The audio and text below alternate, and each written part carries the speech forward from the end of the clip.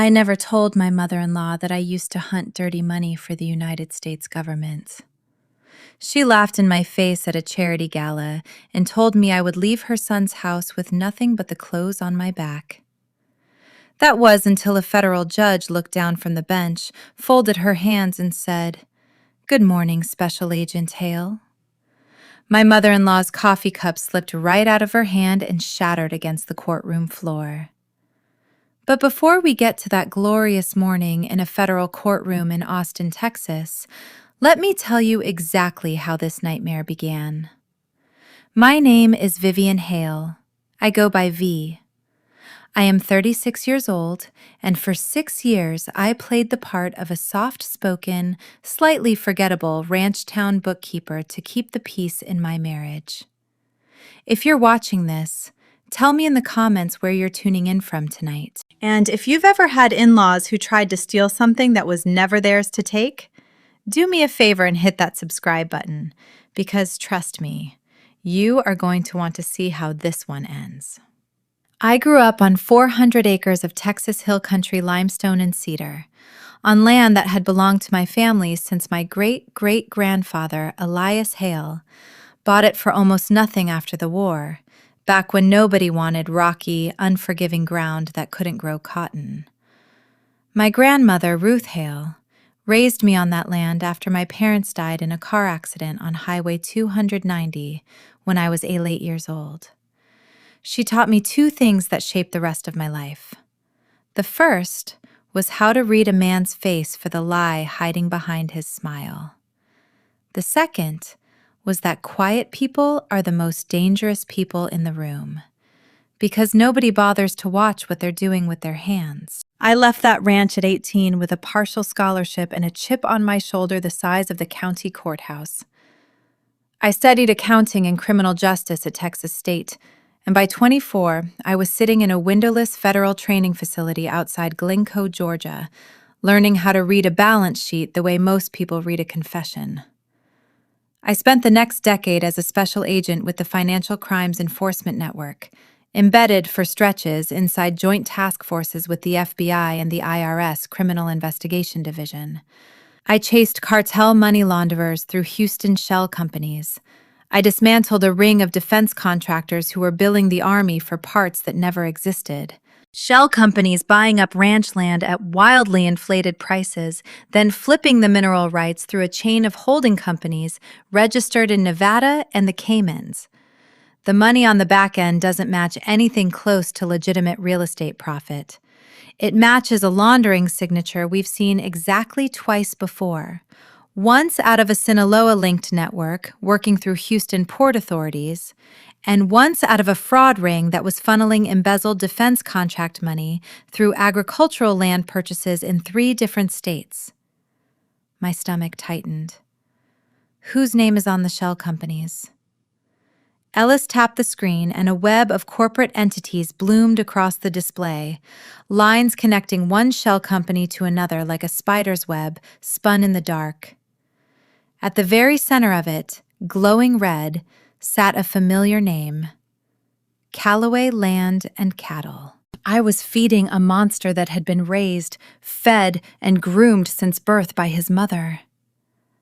The true face of the Callaway family revealed itself to me in full, unfiltered color on a warm Saturday evening in October at the Hill Country Cattlemen's Charity Gala, held on the sprawling, covered pavilion of the Callaway family's own ranch.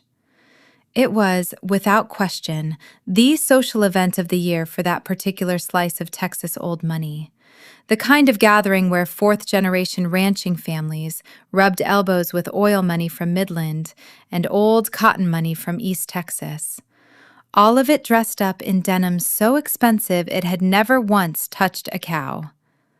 My mother-in-law, Margaret Callaway, considered herself the undisputed queen of that world. She was a former Texas debutante, the longtime chair of the Cattlemen's Ladies Auxiliary, a woman who sat on the board of 2 different museums and 1 hospital, and who genuinely believed, down to the marrow of her bones, that being born a Callaway made her a fundamentally superior form of human being. She had never approved of me. In her eyes, because I hadn't come from a ranching dynasty with a name anyone in Kerr County would recognize, because I'd grown up in a modest farmhouse with a widowed grandmother instead of a columned estate, I was beneath her son. I was, in the language she used only when she thought I couldn't hear her, that little bookkeeper Ethan picked up on the side of the road. I was sitting alone at our reserved table under the string lights, working through a plate of smoked brisket and waiting for Ethan, who had wandered off toward the open bar nearly 40 minutes earlier. I assumed, the way I always assumed, that he was working the room, shaking hands, laughing at other men's jokes about cattle futures and property taxes.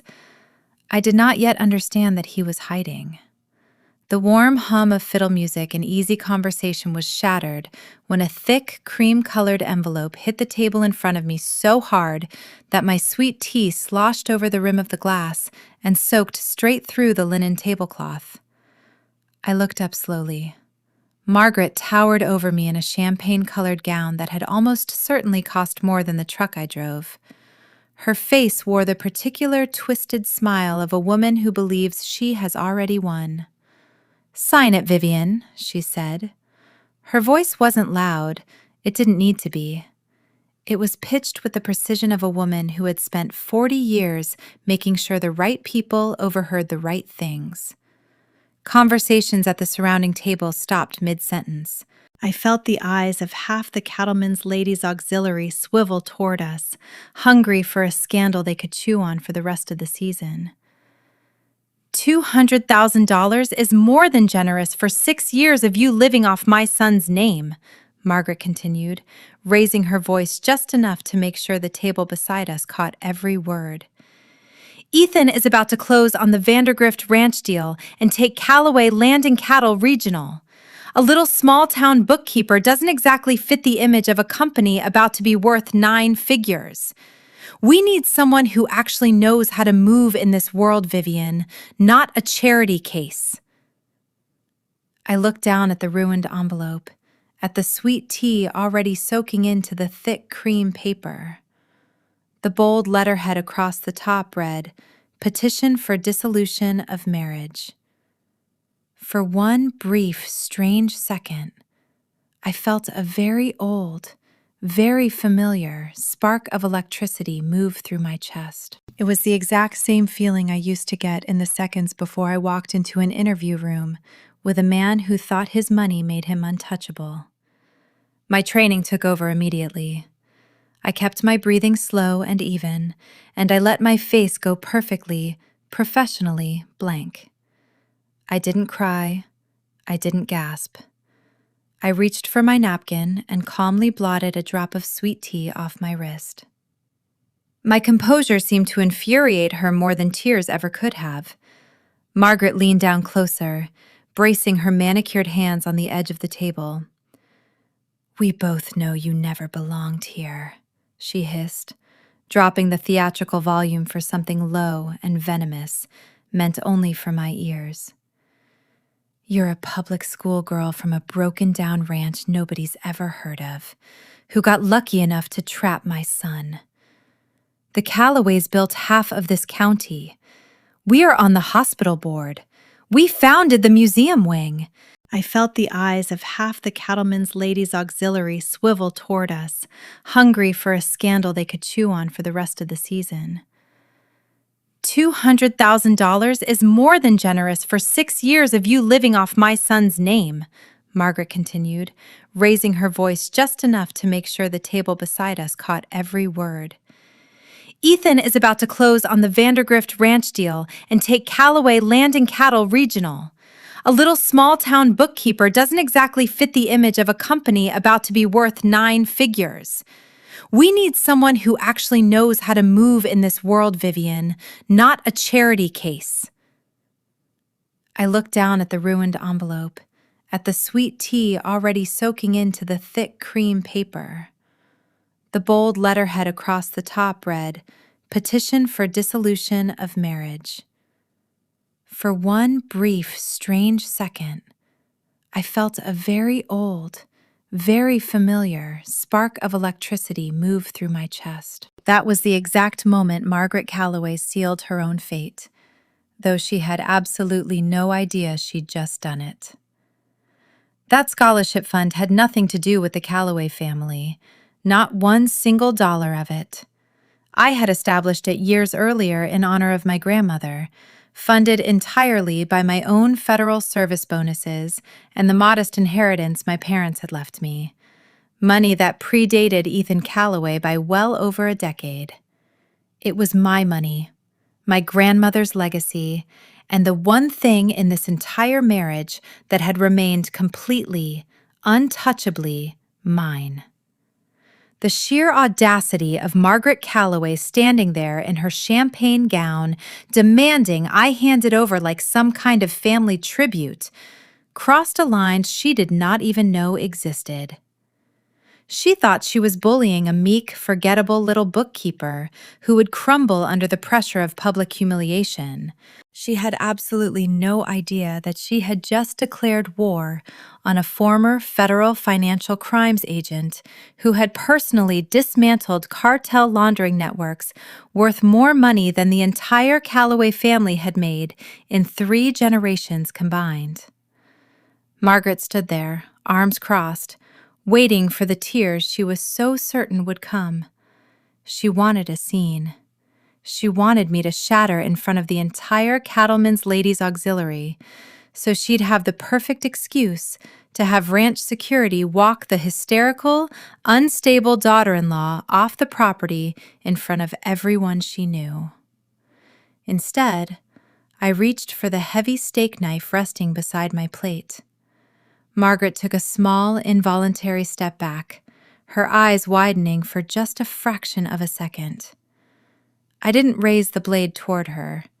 With one clean, deliberate motion, I drove it straight down through the center of the divorce petition, pinning the soaked stack of papers firmly to the wooden picnic table beneath the linen runner. Margaret's uncharacteristically warm visit to my grandmother's assisted living facility in Fredericksburg last spring, showing up unannounced with flowers and a real estate attorney, just to check on the paperwork. The pipeline surveyors I'd spotted driving unmarked trucks along the county road last month, trucks I'd assumed belonged to the utility company. They hadn't just wanted to erase me from their world. They had wanted my grandmother's land the entire time. And I had been sitting inside their family, close enough to see everything, precisely because they believed I was too small, too quiet, and too unimportant to ever notice. "I want in," I said, my voice flat and absolutely certain. "Full reactivation. I want access to the entire Ironwood case file, and I want it tonight." Ellis almost smiled. "Colonel, that's exactly why we're driving you to the field office right now instead of a hotel." I leaned in close enough that only she could hear the next part, letting my voice match the venom she'd used on me a moment earlier. "And tell your son that if he wants a divorce, he can hand me the papers himself, like a grown man, instead of hiding at the bar and sending his mother to do his dirty work for him." "And Margaret?" I smiled, pleasant and razor-thin. "The next time you try to put your hands on money that carries my grandmother's name, I will make sure the Texas Comptroller's Office takes a very, very close look at exactly how the Ladies' Auxiliary's building fund paid for that new Range Rover parked out front." Margaret's mouth opened and closed like a fish gasping on dry ground. The color drained out of her face so fast that her expensive makeup suddenly looked like a mask painted onto a much older, much more frightened woman. The silence didn't last. It was broken by a loud, arrogant scoff, followed by the slam of a palm against the table that rattled the sweet tea glasses. It was Wyatt Prescott, my sister-in-law's husband, a Dallas commercial real estate broker with the kind of unearned confidence that only comes from a lifetime of failing upward. He adjusted the cuffs of his very expensive shirt and leaned over the table, invading my space, clearly trying to use his height and his cologne to intimidate me into silence.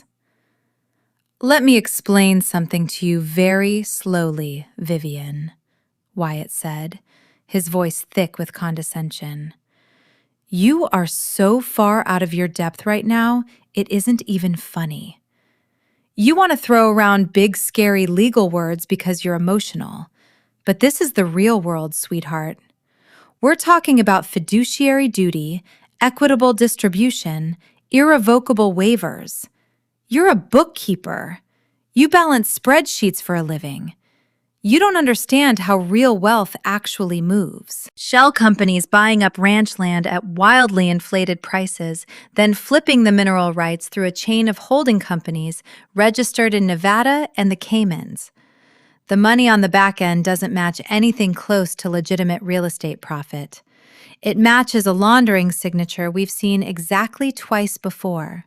Once out of a Sinaloa-linked network working through Houston port authorities, and once out of a fraud ring that was funneling embezzled defense contract money through agricultural land purchases in 3 different states. My stomach tightened. Whose name is on the shell companies? Ellis tapped the screen, and a web of corporate entities bloomed across the display, lines connecting one shell company to another like a spider's web spun in the dark. At the very center of it, glowing red, sat a familiar name: Callaway Land and Cattle. "If I were you," I continued, "I'd be a lot less worried about my marital assets right now, and a lot more worried about the Nevada shell company you registered back in March under the name Prescott Ridge Holdings, LLC. The same shell company you've been running unreported commission income through to dodge federal taxes on the Vandergrift land flip you and Ethan have been quietly putting together for the last year." Wyatt physically recoiled, the color draining out of his face so fast I almost felt sorry for him. Almost. "Employer identification number ending in 6614, I went on, dropping my voice into something low and surgical. "You've moved just under $2.8 million through 3 different accounts in the last 11 months. That's not a civil matter, Wyatt. That's wire fraud and federal tax evasion, and if you ever speak to me in that tone again, I will personally make sure your $900 attorney is visiting you through a pane of prison glass." Wyatt went a sick shade of gray. He stumbled back a step and bumped into his own chair, all of his borrowed swagger gone in an instant. He looked over at my sister-in-law, panic flashing across his face, utterly unable to comprehend how the quiet, forgettable woman he and his in-laws had mocked for 6 years knew his most carefully guarded financial secrets down to the exact account numbers. Before anyone could fully process the destruction of Wyatt's ego, a shadow fell across the table. My sister-in-law, Paisley Calloway Prescott, who had been standing silently beside her husband this entire time, let out a shriek of pure, unfiltered fury. Unable to stomach her husband's public humiliation and her family's dominance being challenged in front of the entire auxiliary, she grabbed her full glass of Cabernet off the table and hurled the contents directly at my chest. The cold, dark red wine hit me like a slap, soaking straight through the silk of my dress and dripping down my collarbone. My whole body flinched from the shock of the cold, but 6 years of federal training held firm underneath it. I didn't scream. I didn't wipe my face. I closed my eyes for one measured second, took a slow breath, and opened them again, projecting the same lethal calm I'd once used across an interrogation table from cartel accountants who thought they could rattle me. Right at that moment, a voice cut through the tension like a rifle shot. "What in God's name is going on here?" It was Ethan, my husband, the man I had spent 6 years quietly shrinking myself for, just so he could feel bigger. He walked up and surveyed the scene, the ruined petition pinned to the table by a steak knife. Wyatt pale and stammering. Margaret clutching her pearls in performative distress. And me, standing there dripping in red wine under the string lights. For one brief, foolish moment, the civilian part of my heart hoped he might ask if I was all right. I hoped he might turn to his sister and demand to know why she'd just thrown a full glass of wine in his wife's face. Instead, Ethan looked at my ruined dress with an expression of pure disgust. "Look at you," he spat, shaking his head. "You are making an absolute spectacle of yourself in front of everyone I know. This is exactly what my mother's been trying to tell me for years, Vivian. You don't know how to carry yourself around people who actually matter." I stared at him, feeling the last thread of anything I'd ever felt for this man dissolve into the cool October air.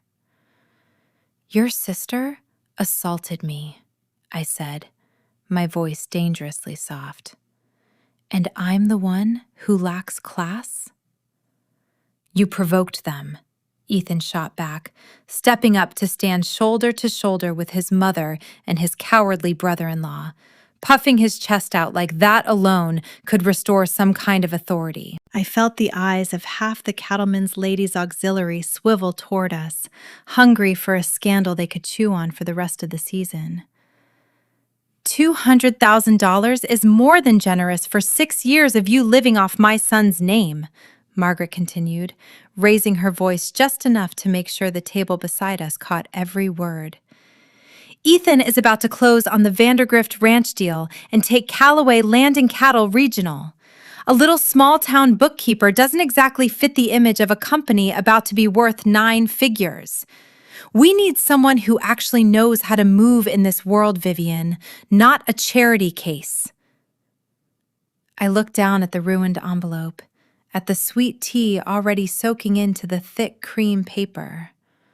The bold letterhead across the top read, "Petition for Dissolution of Marriage."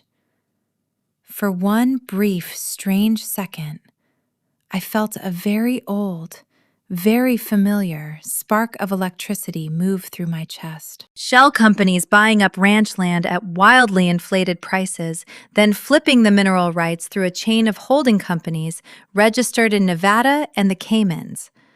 The money on the back end doesn't match anything close to legitimate real estate profit. It matches a laundering signature we've seen exactly twice before. Once out of a Sinaloa-linked network working through Houston port authorities, and once out of a fraud ring that was funneling embezzled defense contract money through agricultural land purchases in 3 different states. My stomach tightened. Whose name is on the shell companies? Ellis tapped the screen and a web of corporate entities bloomed across the display, lines connecting one shell company to another like a spider's web spun in the dark. At the very center of it, glowing red, sat a familiar name, Callaway Land and Cattle. My name, which had taken 6 quiet years to build into something ordinary and unremarkable, was being rewritten in real time into a cautionary tale about ranch town girls who marry above their station and can't handle the pressure. I let every bit of it happen without correction. Every gossiping phone call, every whispered lunch conversation, every ounce of energy Margaret poured into destroying my reputation was energy she wasn't spending noticing that federal auditors were quietly subpoenaing 11 years of Ladies Auxiliary financial records, or that Desmond Ruiz's known associates were being pulled in for voluntary interviews, one by one, each of them talking a little more than the last. The civil hearing on Ethan's emergency motion took place 3 weeks later in the Kerr County Courthouse, a squat limestone building I had walked past 1,000 times in my life without ever imagining I'd sit inside it as a defendant. Margaret's uncharacteristically warm visit to my grandmother's assisted living facility in Fredericksburg last spring, showing up unannounced with flowers and a real estate attorney, just to check on the paperwork. The pipeline surveyors I'd spotted driving unmarked trucks along the county road last month, trucks I'd assumed belonged to the utility company. They hadn't just wanted to erase me from their world. They had wanted my grandmother's land the entire time. And I had been sitting inside their family, close enough to see everything, precisely because they believed I was too small, too quiet, and too unimportant to ever notice. "I want in," I said, my voice flat and absolutely certain. "Full reactivation. I want access to the entire Ironwood case file, and I want it tonight." Ellis almost smiled. "Colonel, that's exactly why we're driving you to the field office right now instead of a hotel." Sitting neatly at the foot of the front steps, illuminated by the motion sensor floodlight, were 3 cardboard boxes. My clothes, my grandmother's quilt, a framed photograph of my parents. Margaret had been busy. She must have called the housekeeper the second she left the pavilion, working with the terrifying efficiency of a woman who had clearly done this exact thing to someone before. I stood in the driveway for a long moment, staring at those 3 boxes sitting under the floodlight like an eviction notice with a bow on it, and I felt something inside me go very quiet and very still. Not sad, not devastated. Still, the way a battlefield goes still right before the first shot. I loaded the boxes into the bed of my truck, and I did not cry once. My phone buzzed as I pulled back onto the county road. It wasn't Ethan. It wasn't Margaret. It was a text from an unlisted number I hadn't seen in over 2 years, a number that only ever meant one thing: package secured. Shell companies buying up ranch land at wildly inflated prices, then flipping the mineral rights through a chain of holding companies registered in Nevada and the Caymans. The money on the back end doesn't match anything close to legitimate real estate profit. It matches a laundering signature we've seen exactly twice before.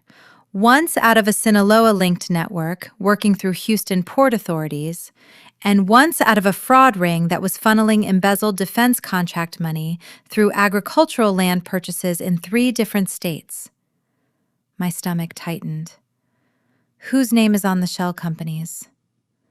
Ellis tapped the screen, and a web of corporate entities bloomed across the display, lines connecting one shell company to another like a spider's web spun in the dark.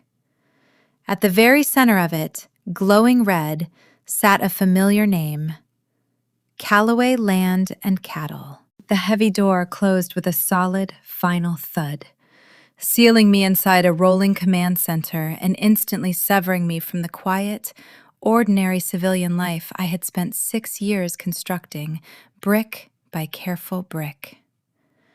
The ambient noise of the hill country night vanished, replaced by the low hum of a reinforced engine and the soft, steady static of an encrypted radio. "Talk to me," I said, watching the lights of the Callaway Ranch shrink and disappear in the side mirror. Ellis handed me a secure tablet without a word. I unlocked it with my old credentials, which, to my mild surprise, still worked. The screen lit up with a case file I hadn't seen in 2 years, one I had personally flagged as inactive before I stepped away from full-time fieldwork. The file was titled Operation Ironwood. "6 weeks ago," Ellis said, "a joint task force out of the San Antonio field office picked up a pattern in land transactions across 4 hill country counties. Your husband's company has been the primary purchasing vehicle for 11 of the 14 properties we've flagged," Ellis said quietly. "We believe he's either the architect or, more likely, based on his financial sophistication, no offense, he's a very well-compensated frontman. Someone smarter than him is running this. We've had eyes on it for 6 weeks, trying to identify the person actually structuring the shell network, and about 4 days ago, that person surfaced." He tapped the screen again. A photograph filled the display. Margaret Callaway, sitting across a linen-covered table at a private club in Austin, deep in conversation with a man I did not recognize, mid-50s, silver hair, an expensive suit, and the particular cold stillness of someone who had spent a career making sure he was never photographed doing anything incriminating. "That's Desmond Ruiz," Ellis said. "Financial consultant on paper." Eleanor was 79 years old, a retired school teacher, a widow for 11 years, living alone in a modest brick house she and her late husband had bought together back in the 70s. Her nephew, a man named Corey, had moved in with her 3 years earlier, ostensibly to help care for her after a minor stroke, and had, in the time since, quietly and methodically drained nearly $240,000 from her retirement accounts, using her medical vulnerability and her genuine gratitude for his presence to obtain power of attorney documents she barely remembered signing. Eleanor's daughter, who lived out of state and had grown increasingly suspicious over 18 months of vague explanations about investment opportunities and helping with expenses, finally reached out to our firm after a friend mentioned the Ruth Hale Elder Protection Fund's free consultation hotline in a community newsletter. "We're tracking an aggressive filing that just hit the Kerr County civil docket 40 minutes ago. Ethan's attorney didn't just file for divorce, Colonel.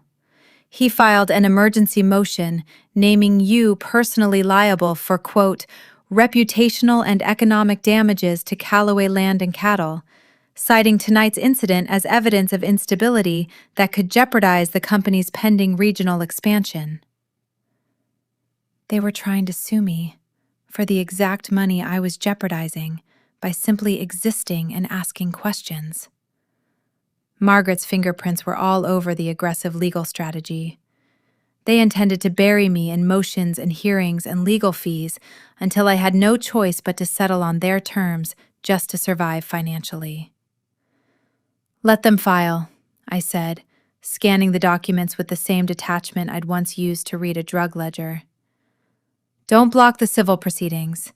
Let Ethan burn through billable hours with his expensive attorney while he thinks he's winning a divorce case." Margaret's uncharacteristically warm visit to my grandmother's assisted living facility in Fredericksburg last spring, showing up unannounced with flowers and a real estate attorney, just to check on the paperwork. The pipeline surveyors I'd spotted driving unmarked trucks along the county road last month, trucks I'd assumed belonged to the utility company. They hadn't just wanted to erase me from their world. They had wanted my grandmother's land the entire time. And I had been sitting inside their family, close enough to see everything, precisely because they believed I was too small, too quiet, and too unimportant to ever notice. "I want in," I said, my voice flat and absolutely certain. "Full reactivation. I want access to the entire Ironwood case file, and I want it tonight." Ellis almost smiled. "Colonel, that's exactly why we're driving you to the field office right now instead of a hotel." The drive to the San Antonio Regional Field Office took just under an hour. But by the time we passed through the underground security gate, my personal cell phone was already buzzing itself into a frenzy on the seat beside me. It was Margaret. I let it ring out. She left a voicemail, followed immediately by a rapid string of text messages. The first was a photograph of my side of the closet at the Cypress Creek house, hangers stripped completely bare. The second informed me that she had already called the Cattlemen's Ladies Auxiliary Board about my violent outburst, and that I was permanently banned from every future auxiliary event. The third promised that Pastor Whitfield and the entire congregation at First Methodist would hear all about my erratic and dangerous behavior by Sunday morning. She told me the Callaway family took care of their own, and that I was, in her words, entirely and completely alone. I swiped the notifications away without responding. Margaret's uncharacteristically warm visit to my grandmother's assisted living facility in Fredericksburg last spring, showing up unannounced with flowers and a real estate attorney, just to check on the paperwork. The pipeline surveyors I'd spotted driving unmarked trucks along the county road last month, trucks I'd assumed belonged to the utility company. They hadn't just wanted to erase me from their world. They had wanted my grandmother's land the entire time. And I had been sitting inside their family, close enough to see everything, precisely because they believed I was too small, too quiet, and too unimportant to ever notice. "I want in," I said, my voice flat and absolutely certain. "Full reactivation. I want access to the entire Ironwood case file, and I want it tonight." Ellis almost smiled. "Colonel, that's exactly why we're driving you to the field office right now instead of a hotel." Ellis walked me through a series of biometric checkpoints until we reached the heavy steel doors of Situation Room 3. When the doors slid open, the atmosphere shifted instantly. The room glowed with the cool blue light of a dozen monitors. Forensic accountants, financial analysts, and federal agents were already at their stations, fingers moving across keyboards, tracing streams of dirty money through a labyrinth of accounts. When I crossed the threshold, the room fell completely silent. Every single person stood. "Welcome back, Colonel," said Supervisory Special Agent Renata Cho, stepping forward with a thick physical case binder in her hands. "We received Agent Ellis's call 20 minutes ago. Ironwood freeze protocol is fully active as of 11:47 tonight. Callaway Land and Cattle has been flagged for a comprehensive audit, and we've initiated silent, continuous surveillance on Desmond Ruiz's known accounts." "Sit down, everyone," I said, taking my place at the head of the long glass conference table. I didn't bother changing out of my ruined, wine-stained dress. The dark stain across the silk was a perfect, physical reminder of exactly who and what I was dealing with, and I wanted to feel it while we worked. "Let's start with the immediate threat," I said. "Ethan thinks he's financially paralyzed me by freezing our joint accounts this morning. I want a full trace on every dollar he moved. Follow the routing numbers. My guess is Wyatt Prescott helped funnel it straight into one of the shell entities feeding the Ironwood network." Cho tapped her keyboard, and a dense web of financial transactions bloomed across the main screen. "You're right, Colonel. The funds routed through 2 intermediate corporate accounts before landing in a Nevada trust controlled by Prescott Ridge Holdings. Textbook evasion pattern. But there's a second, more urgent issue." She pulled up a new document. "We're tracking an aggressive filing that just hit the Kerr County civil docket 40 minutes ago. Ethan's attorney didn't just file for divorce, Colonel. He filed an emergency motion naming you personally liable for, quote, reputational and economic damages to Callaway Land and Cattle, citing tonight's incident as evidence of instability that could jeopardize the company's pending regional expansion." They were trying to sue me for the exact money I was jeopardizing by simply existing and asking questions. Margaret's fingerprints were all over the aggressive legal strategy.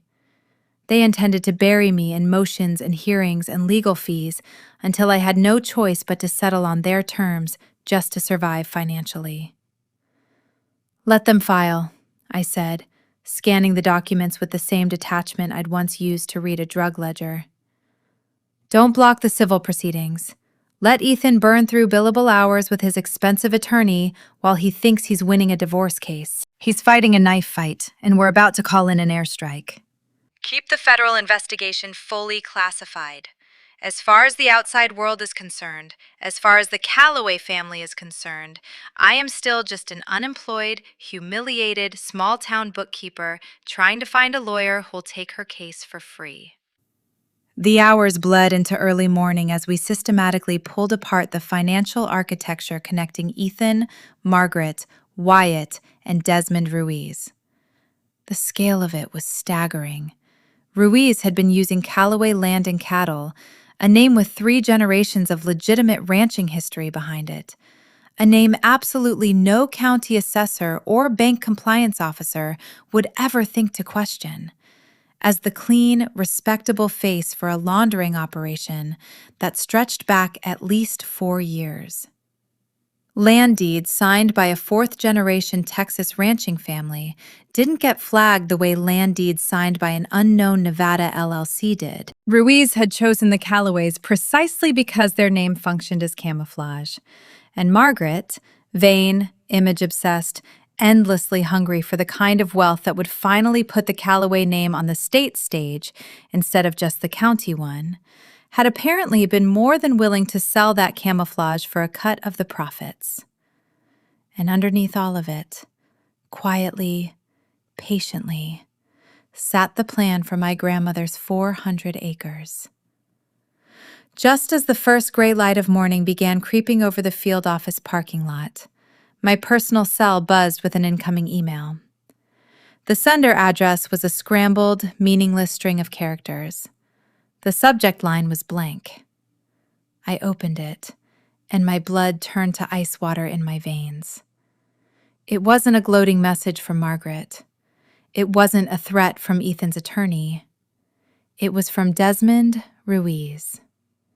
Attached was a single high-resolution photograph. It showed my grandmother, Ruth Hale, 83 years old, asleep in her recliner at the Fredericksburg Assisted Living Facility, where she'd lived for the past 2 years since her hip surgery.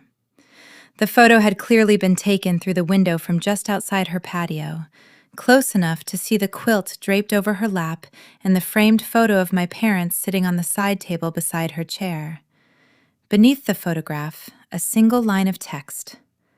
Sign the land transfer, or the next visitor through that door won't be as polite as I was. I did not scream. I did not throw the phone across the room, though every cell in my body wanted to. 6 years of federal training took over, the same cold, deliberate calm that had carried me through 100 worse moments than this one. "Ellis," I said, my voice perfectly level even as my hands had gone white-knuckled around the edge of the tablet. "I need eyes on my grandmother's facility in Fredericksburg in the next 15 minutes. Full protective detail, plain clothes, no uniforms, nothing that spooks whoever's watching that building. And I want a trace on this email server run before the sun's fully up." Cho was already moving, phone against her ear, dispatching agents before I'd even finished the sentence. Ellis pulled up a satellite map of the Fredericksburg facility, marking entry points, sight lines, the exact patio window visible in the photograph. 12 minutes later, a plainclothes federal agent named Delacroix confirmed by radio that my grandmother was safe, sound asleep, completely unaware that anything had happened at all. 2 more agents were quietly stationed in an unmarked vehicle across the street from the facility, with instructions to remain there around the clock until further notice. I made a call to the facility director myself, using a cover story about a family security concern related to my divorce, and had my grandmother quietly and immediately moved to a private room on the interior of the building, away from any exterior windows, under the explanation that we were simply upgrading her accommodations. Only once I had visual confirmation that she was safe did something in my chest finally unclench enough for me to breathe normally again.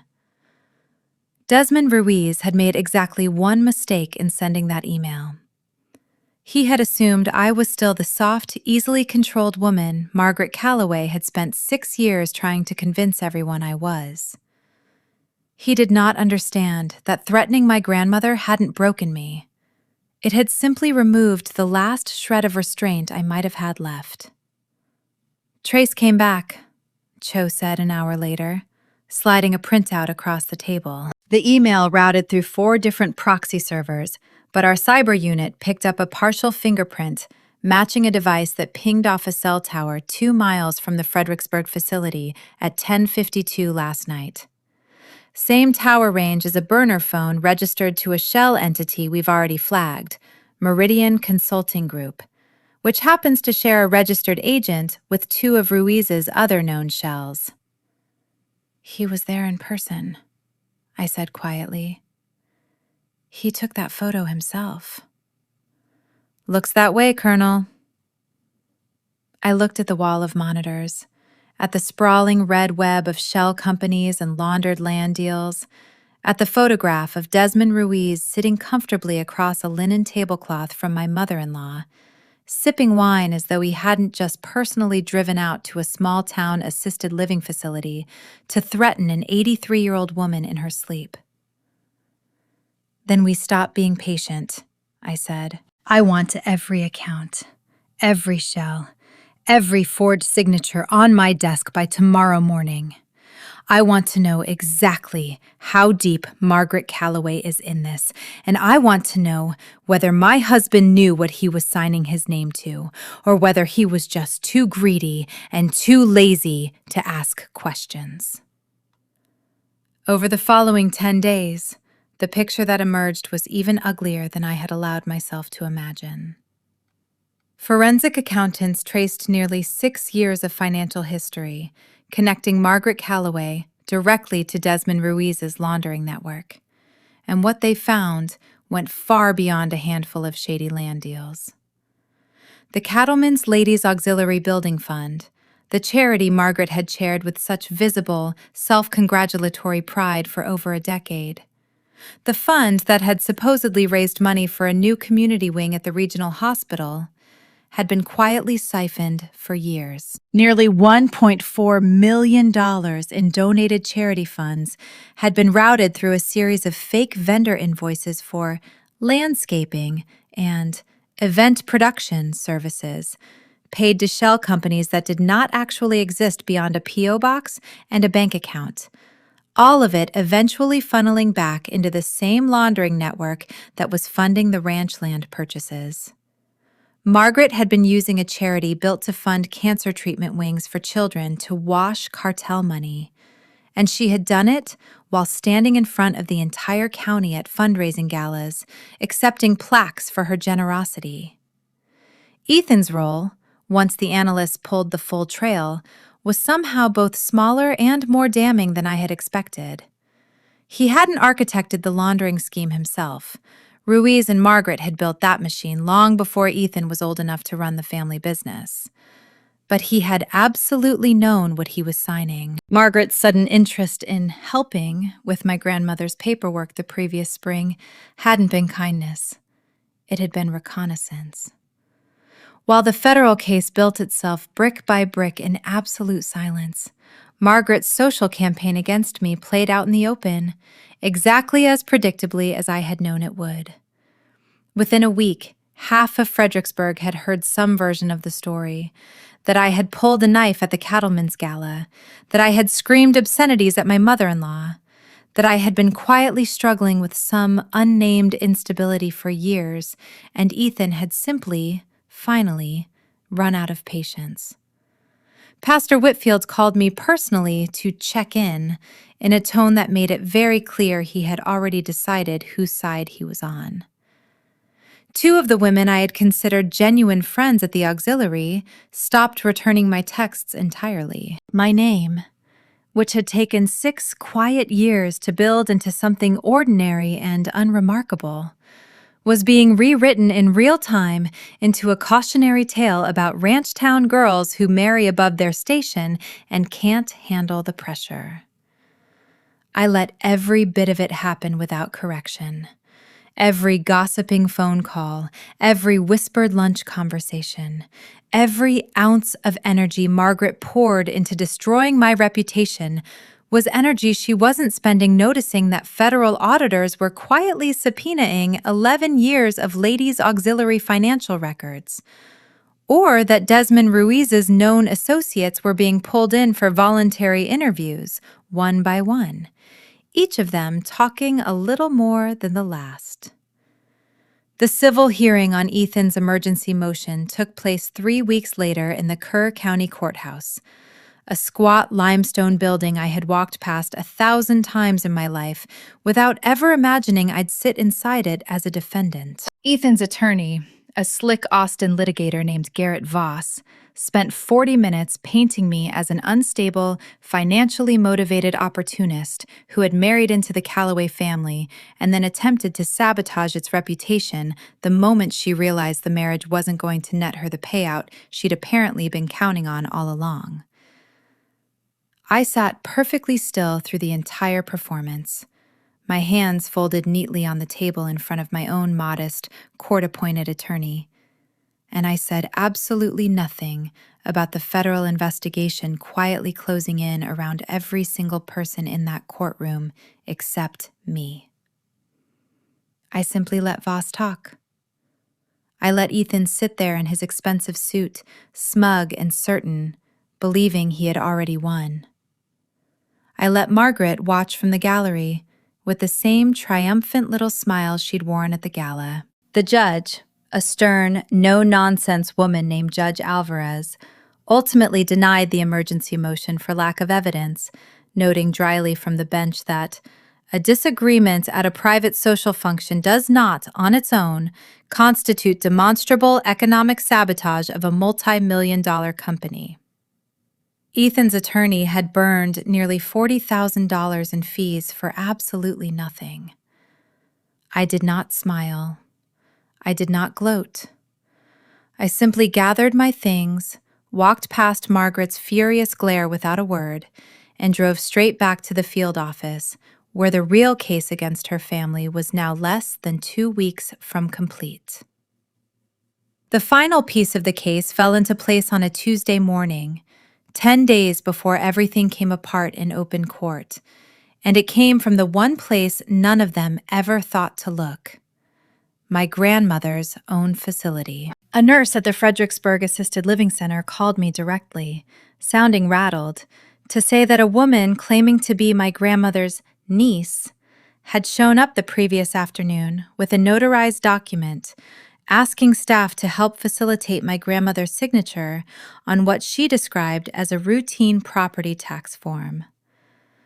Because of the security changes I'd quietly put in place weeks earlier, staff had refused to allow any visitor access without my personal authorization first, and the woman had left, visibly frustrated, without ever seeing my grandmother at all.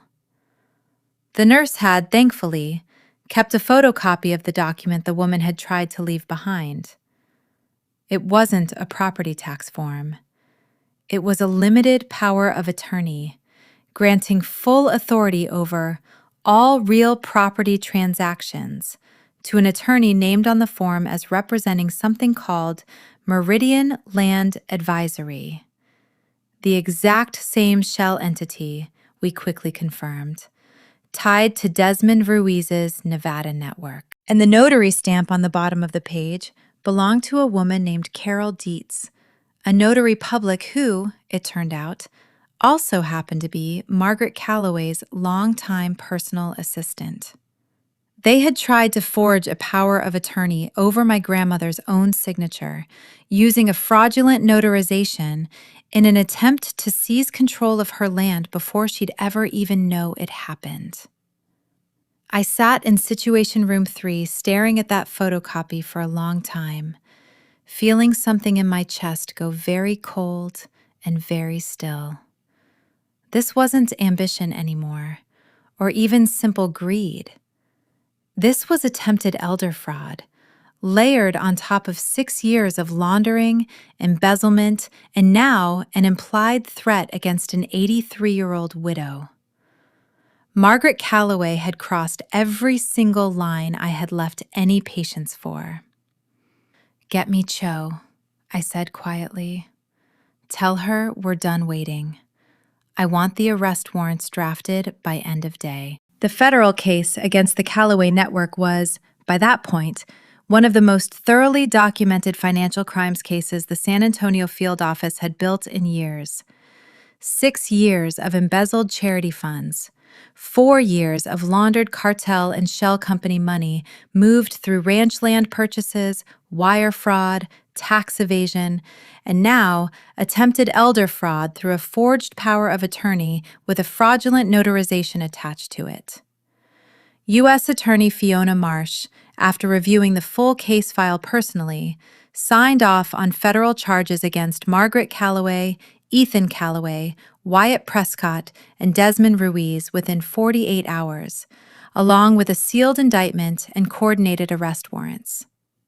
There was, however, one final piece of theater that needed to play out first, and it was Cho's idea, not mine, though I agreed to it without a moment's hesitation. The judge, a stern, no-nonsense woman named Judge Alvarez, ultimately denied the emergency motion for lack of evidence, noting dryly from the bench that a disagreement at a private social function does not, on its own, constitute demonstrable economic sabotage of a multi-million-dollar company. Ethan's attorney had burned nearly $40,000 in fees for absolutely nothing. I did not smile. I did not gloat. I simply gathered my things, walked past Margaret's furious glare without a word, and drove straight back to the field office, where the real case against her family was now less than 2 weeks from complete. The final piece of the case fell into place on a Tuesday morning, 10 days before everything came apart in open court, and it came from the one place none of them ever thought to look: my grandmother's own facility. I walked into the Kerr County Courthouse that Thursday morning, wearing the same plain gray suit I'd worn to every hearing before it, carrying the same worn leather folder, looking, as far as anyone in that gallery could tell, exactly like the quiet, defeated, soon-to-be broke bookkeeper Margaret's Whisper campaign had spent weeks turning me into. Margaret sat in the gallery in a cream-colored suit, practically glowing with satisfaction, whispering something to 2 auxiliary wives beside her. Ethan sat at the plaintiff's table beside Garrett Voss, checking his watch, visibly annoyed at having to be there at all. Judge Alvarez called the case. Voss stood immediately, launching into a prepared statement about my continued bad faith refusal to sign a fair and legally binding agreement. "Your Honor," Voss said, his voice dripping with theatrical patience, "my client has been more than generous. It's time this court compel Mrs. Calloway to honor the terms she agreed to when she signed this postnuptial agreement 4 years ago, or hold her in contempt." Judge Alvarez looked over her glasses at me. "Mrs. Calloway, do you have a response?" I stood, buttoned my jacket, and let the silence stretch for exactly 3 seconds. The same 3 seconds I'd once used across 100 interrogation tables to let a man's own arrogance finish burying him. "Your Honor," I said, my voice calm and carrying easily across the small courtroom. Before we discuss the postnuptial agreement, I believe there are some parties in this room today who have a considerably more pressing legal matter to attend to. Voss frowned. "Excuse me?" The heavy oak doors at the back of the courtroom opened.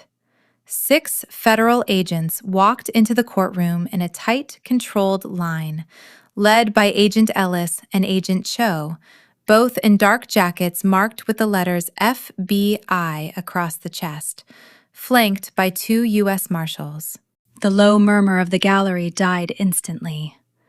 Voss froze mid-sentence, his mouth still half open around whatever objection he'd been about to raise. Judge Alvarez looked up sharply. "Agents, this is an active civil proceeding. I need an explanation." "Your Honor," Ellis said, holding up a folded federal warrant, "we have a sealed indictment and arrest warrants for 4 individuals connected to this case, 2 of whom are present in this courtroom right now. We respectfully request the court's cooperation." Judge Alvarez's eyes moved from the warrant to Ellis to me, standing perfectly still at the defendant's table in my plain gray suit. Something shifted in her expression. Recognition, maybe, or simple professional curiosity, as she glanced down at a note one of her clerks had apparently just slipped in front of her. Mrs. Calloway, Judge Alvarez said slowly, looking directly at me now. Or should I say, Special Agent Hale? Good morning. Ethan Calloway, you are under arrest for conspiracy to commit money laundering and wire fraud. Ethan's face went the color of old ash. He didn't stand. He didn't move at all, simply sat frozen in his chair, as if hoping stillness might make the marshals walk right past him. 2 additional agents entered through the courtroom's side door, escorting a stunned-looking Wyatt Prescott, whom a separate team had apparently just taken into custody in the parking lot, and behind him, in handcuffs, Desmond Ruiz himself, his silver hair perfectly combed even now, his expensive suit somehow still immaculate. The courtroom dissolved into chaos. 2 auxiliary wives in the gallery gasped audibly and clutched at each other. A local reporter in the back row was already frantically typing on his phone. Judge Alvarez banged her gavel twice, calling for order, though even she seemed, for just a moment, too stunned by the scene unfolding in front of her to fully restore it. When the second marshal reached his table, his legs simply gave out beneath him, and he dropped to his knees on the courtroom floor, crawling the short distance toward me before anyone could stop him. His handsome face had collapsed into something raw and unrecognizable. "Vivian, please," he begged, his voice cracking into a pathetic, high whine I had never once heard from him in 6 years of marriage. "Please, you have to tell them I didn't know what my mother was doing. You have to help me. I'm your husband. Please don't let them take me." I looked down at the man who had spent 6 years trying to shrink me into something smaller, something quieter, something that would never threaten to outshine him. I stepped backward calmly, pulling the hem of my plain gray skirt free from his desperate grip. "You knew exactly what you were signing, Ethan," I said, my voice steady and completely without pity. "You just never once bothered to ask why." It was broken by a loud, arrogant scoff, followed by the slam of a palm against the table that rattled the sweet tea glasses. It was Wyatt Prescott, my sister-in-law's husband, a Dallas commercial real estate broker with the kind of unearned confidence that only comes from a lifetime of failing upward. He adjusted the cuffs of his very expensive shirt and leaned over the table, invading my space, clearly trying to use his height and his cologne to intimidate me into silence.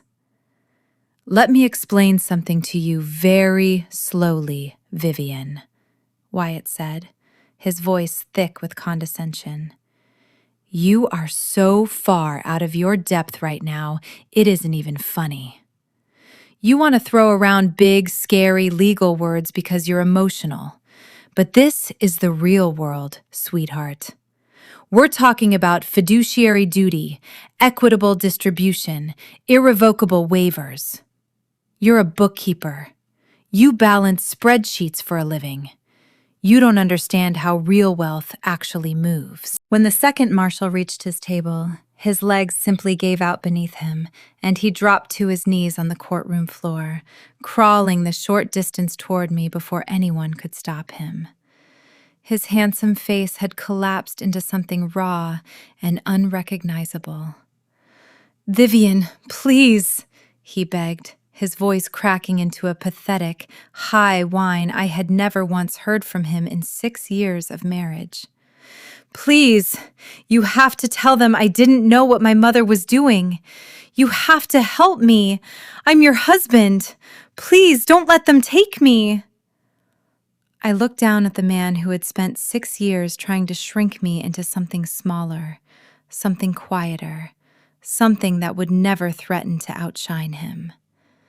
I stepped backward calmly, pulling the hem of my plain gray skirt free from his desperate grip.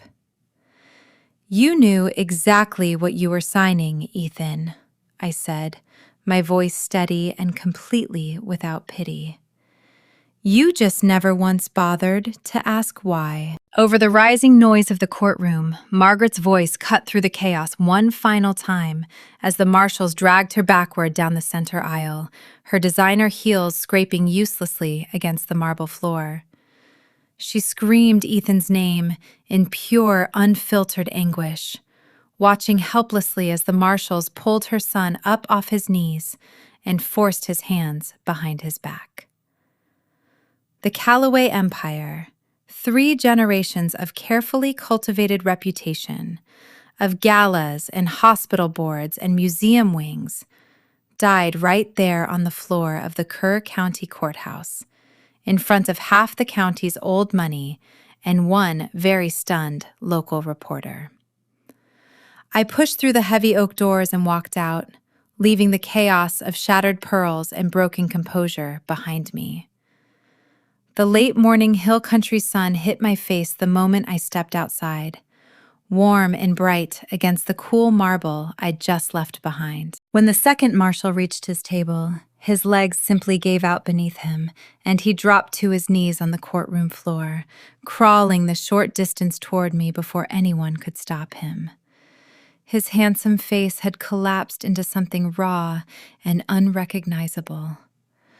"Vivian, please," he begged, his voice cracking into a pathetic, high whine I had never once heard from him in 6 years of marriage.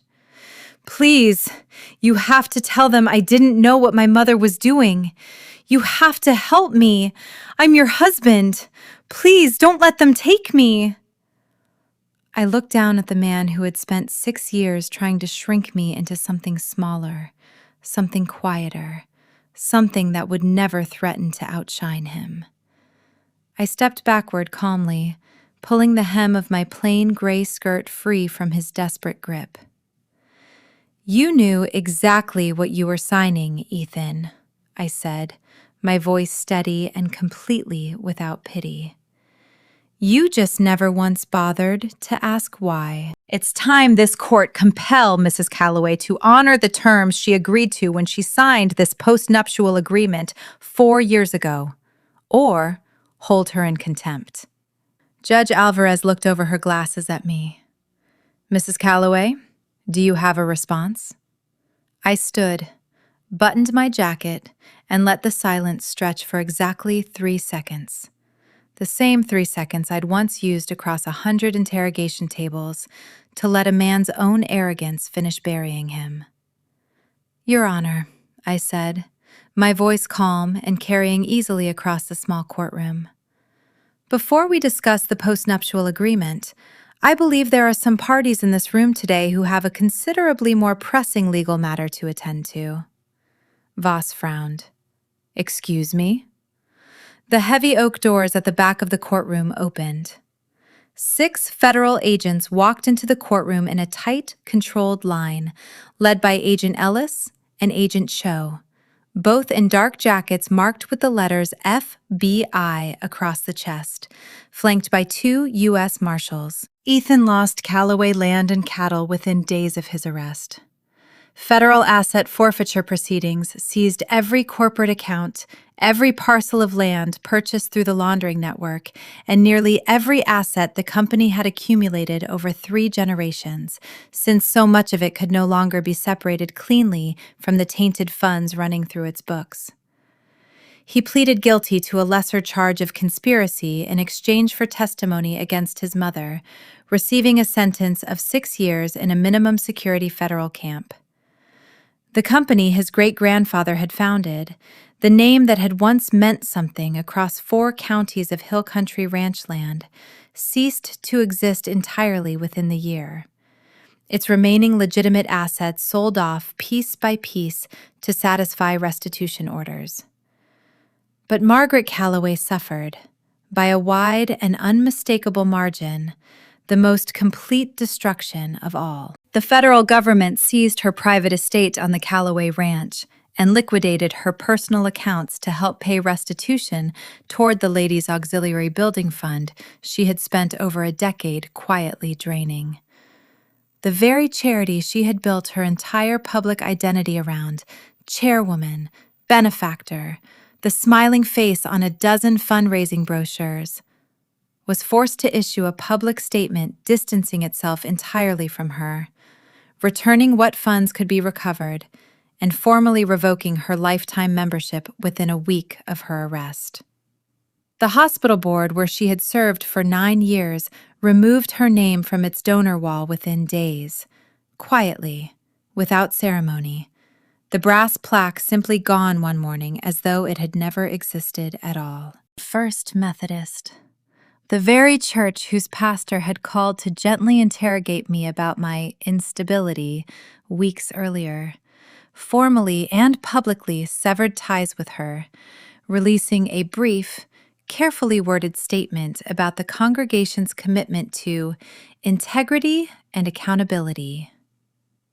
Margaret Calloway went to trial rather than accept a plea, apparently still convinced, even with the full weight of federal evidence against her, that a jury of ordinary Texans would somehow side with her over the government. She was wrong.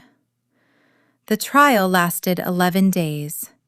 I was called to testify on the 4th day, and I sat in the witness box in a plain navy suit and answered every single question the prosecution asked me in the same flat, even voice I had used to pin a divorce petition to a picnic table months earlier.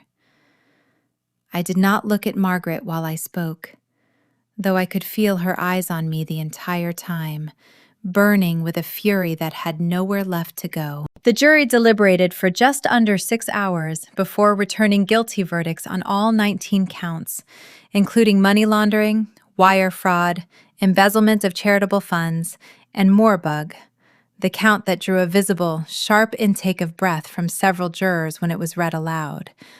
Morbug, attempted financial exploitation of a vulnerable elderly individual. In connection with the forged power of attorney her assistant, Carol Dietz, had attempted to notarize at my grandmother's facility. Judge Alvarez sentenced Margaret Calloway to 28 years in federal prison. Standing at the sentencing hearing, delivering her final remarks before the sentence was handed down, Judge Alvarez looked directly at Margaret and said, in a tone that I have replayed in my mind more times than I could ever count, "You spent decades building a reputation on the idea that your family's name made you untouchable, Mrs. Calloway. What this trial has shown, quite clearly, is that a name built on stolen money and forged signatures was never worth anything at all." The first thing I did once the dust from the arrests had settled was drive out to Fredericksburg to see my grandmother in person. I had kept most of what had happened from her during those first frantic weeks, not wanting to frighten her, only telling her that Ethan and I were divorcing and that there had been some trouble with his family's business. When I finally sat down across from her in her small sunlit room, holding both of her thin, familiar hands in mine, and told her the whole truth, the shell companies, the forged power of attorney, the photograph Ruiz had taken through her window while she slept, I watched her face go through something complicated. Fear first, quick and sharp. Then, unmistakably, something that looked almost like pride. "Well," she said finally, in the same dry, unshakable voice she'd used my entire childhood, "I always did tell you quiet people were the most dangerous ones in the room. Looks like you were listening after all, baby girl." I laughed for what felt like the first time in months. And then I cried, finally, sitting there in that small sunlit room, holding my grandmother's hands, letting 6 years of carefully swallowed feeling come out all at once while she smoothed my hair the way she had when I was 8 years old and newly orphaned, sitting on her porch swing, not understanding yet why my whole world had changed.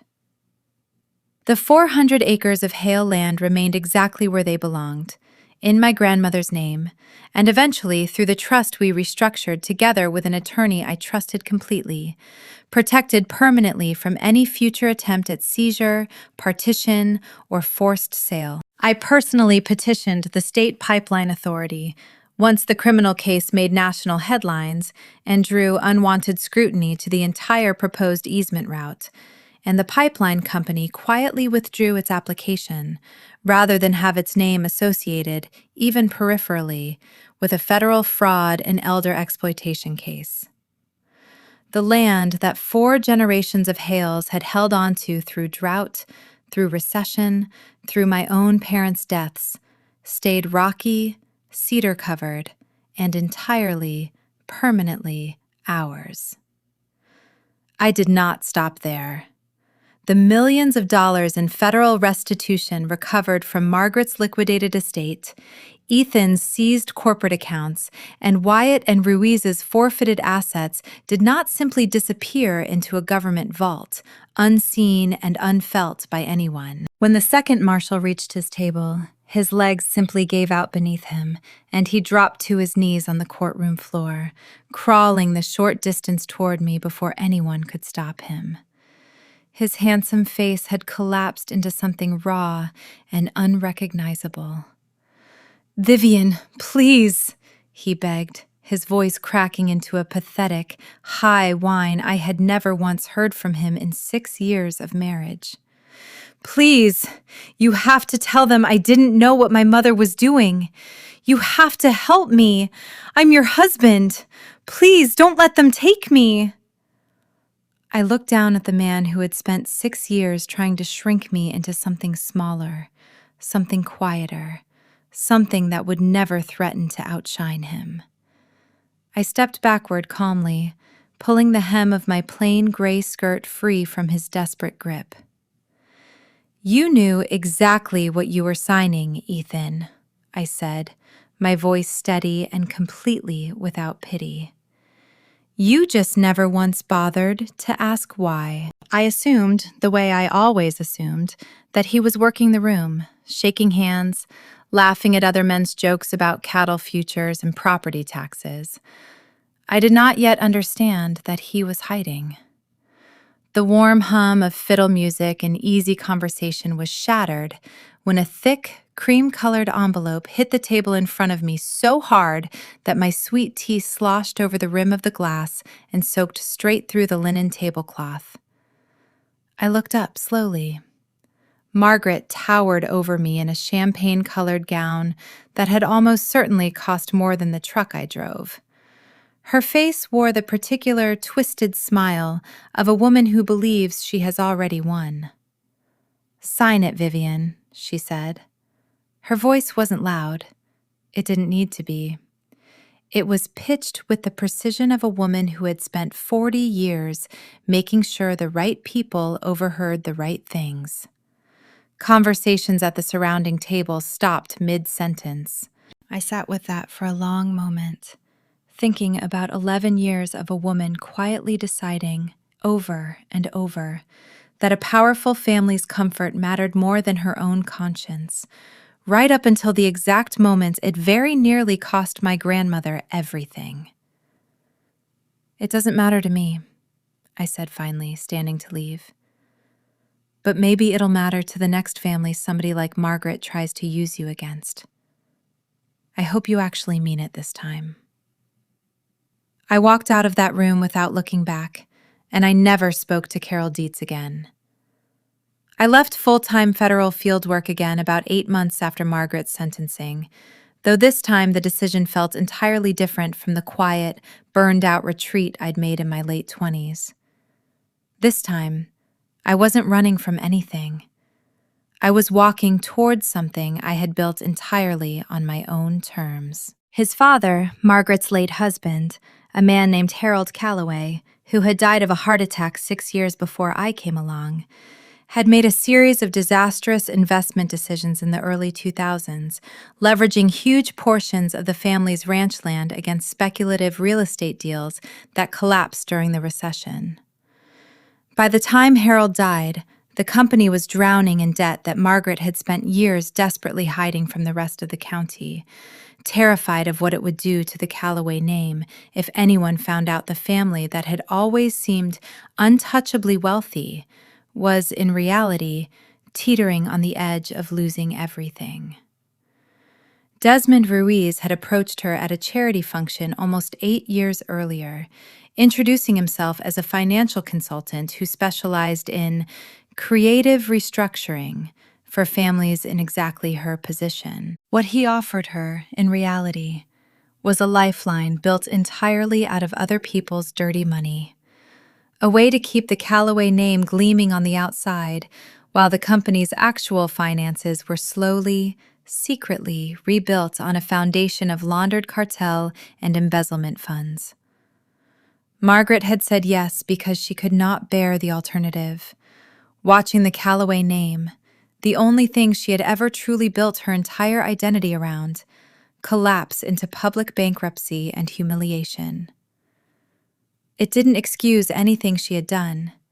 It didn't excuse the embezzled charity money meant for a children's cancer wing, and it certainly didn't excuse threatening my 83-year-old grandmother in her sleep.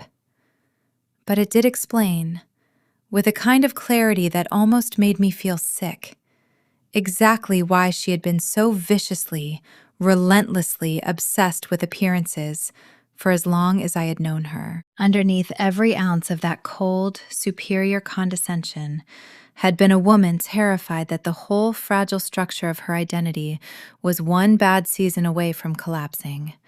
And rather than face that fear honestly, she had chosen to build an entire second, criminal life to paper over the cracks, and had been perfectly willing to sacrifice her own daughter-in-law and eventually her own son to protect it. I thought about that a great deal in the weeks that followed.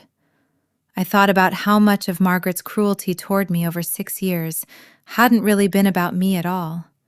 How much of it had simply been a woman projecting her own terror of being exposed as ordinary, as vulnerable, as one bad decision away from losing everything, onto the one person in her orbit who had actually come from nothing and built something real, something honest, entirely on her own. There was one more confrontation I hadn't expected, and it came not from Margaret or Ethan, but from Carol Dietz, the notary public who had attempted to falsely notarize the forged power of attorney at my grandmother's facility.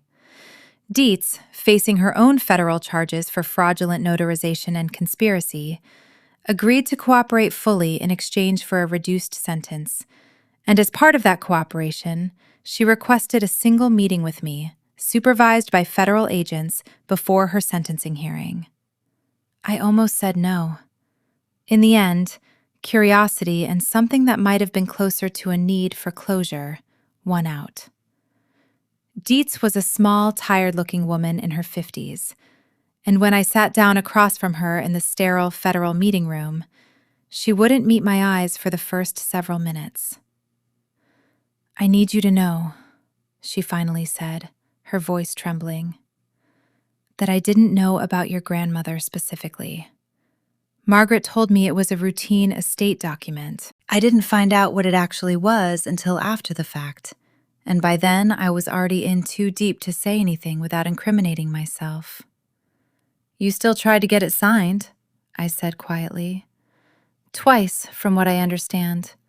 Once at the facility and once by mail 2 weeks earlier, which the front desk staff also rejected." Dietz flinched and looked down at her hands. "I know," she whispered. "I've worked for that family for 11 years, Mrs. Callaway. Vivian. I'm sorry, I don't even know what to call you anymore. I told myself it was a small thing. I told myself Margaret knew what she was doing, that it wasn't my place to question a family that important. I was wrong. I understand that now, and I understand it's too late for that understanding to matter to you." I sat with that for a long moment, thinking about 11 years of a woman quietly deciding, over and over, that a powerful family's comfort mattered more than her own conscience, right up until the exact moment it very nearly cost my grandmother everything.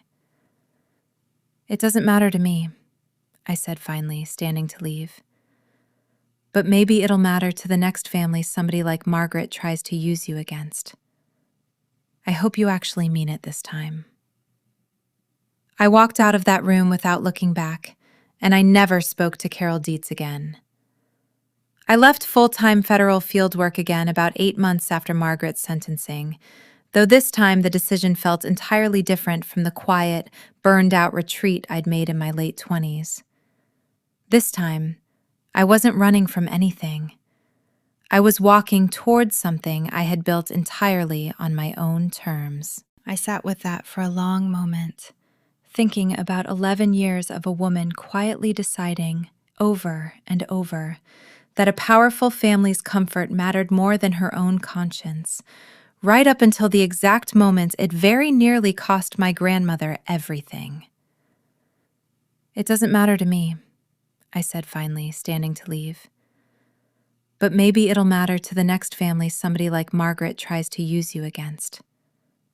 I hope you actually mean it this time." I walked out of that room without looking back, and I never spoke to Carol Dietz again. I left full-time federal fieldwork again about 8 months after Margaret's sentencing, though this time the decision felt entirely different from the quiet, burned-out retreat I'd made in my late 20s. This time, I wasn't running from anything.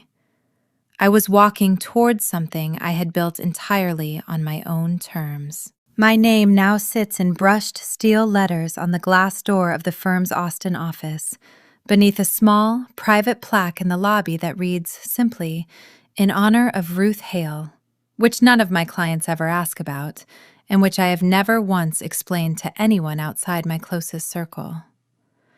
I spend my days now doing exactly the kind of work I once did in a federal badge, except louder and entirely on my own terms, representing elderly clients and their families against predatory financial schemes, consulting with nonprofit boards on fraud prevention after watching firsthand how easily a trusted institution could be hollowed out from the inside, and occasionally, when the case calls for it, working directly alongside my old federal colleagues to help build exactly the kind of airtight, patient, meticulously documented case that finally brought down the Callaway name for good. On a quiet evening about a year after the trial ended, I stood in my office on the 11th floor of the Whitmore Kessler building, looking out through floor-to-ceiling windows at the Austin skyline stretched out beneath me, all glittering steel and slow-moving river lights. A view I had genuinely never imagined for myself back when I was a quiet ranch girl, balancing spreadsheets in a strip mall accounting office. I had a legal pad on my desk, covered in notes for a new case, an elderly widow in Georgetown whose own nephew had been quietly siphoning money from her retirement accounts for 3 years, believing, as they always seemed to, that nobody would ever notice or care enough to look closely. I was no longer hiding behind the soft, forgettable version of myself I had spent 6 years perfecting for a family who never once bothered to look past the surface. The woman who had once dismantled cartel financing networks and defense contractor fraud rings in her 20s, who had spent 6 quiet years disguised as an unremarkable small-town bookkeeper, was now exactly, publicly, unapologetically herself. And business, as it turned out, was very good.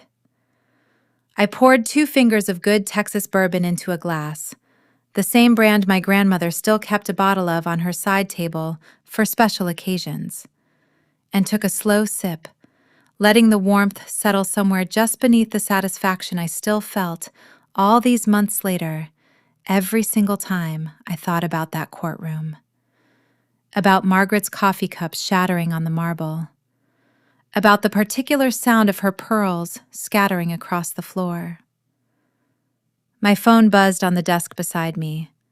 I glanced down, expecting a client email or a message from my grandmother, who had recently and enthusiastically taken up texting with the same fierce determination she applied to everything else in her life. Instead, the screen showed an unfamiliar number with a Texas Department of Criminal Justice prefix I recognized immediately from 6 years working federal cases.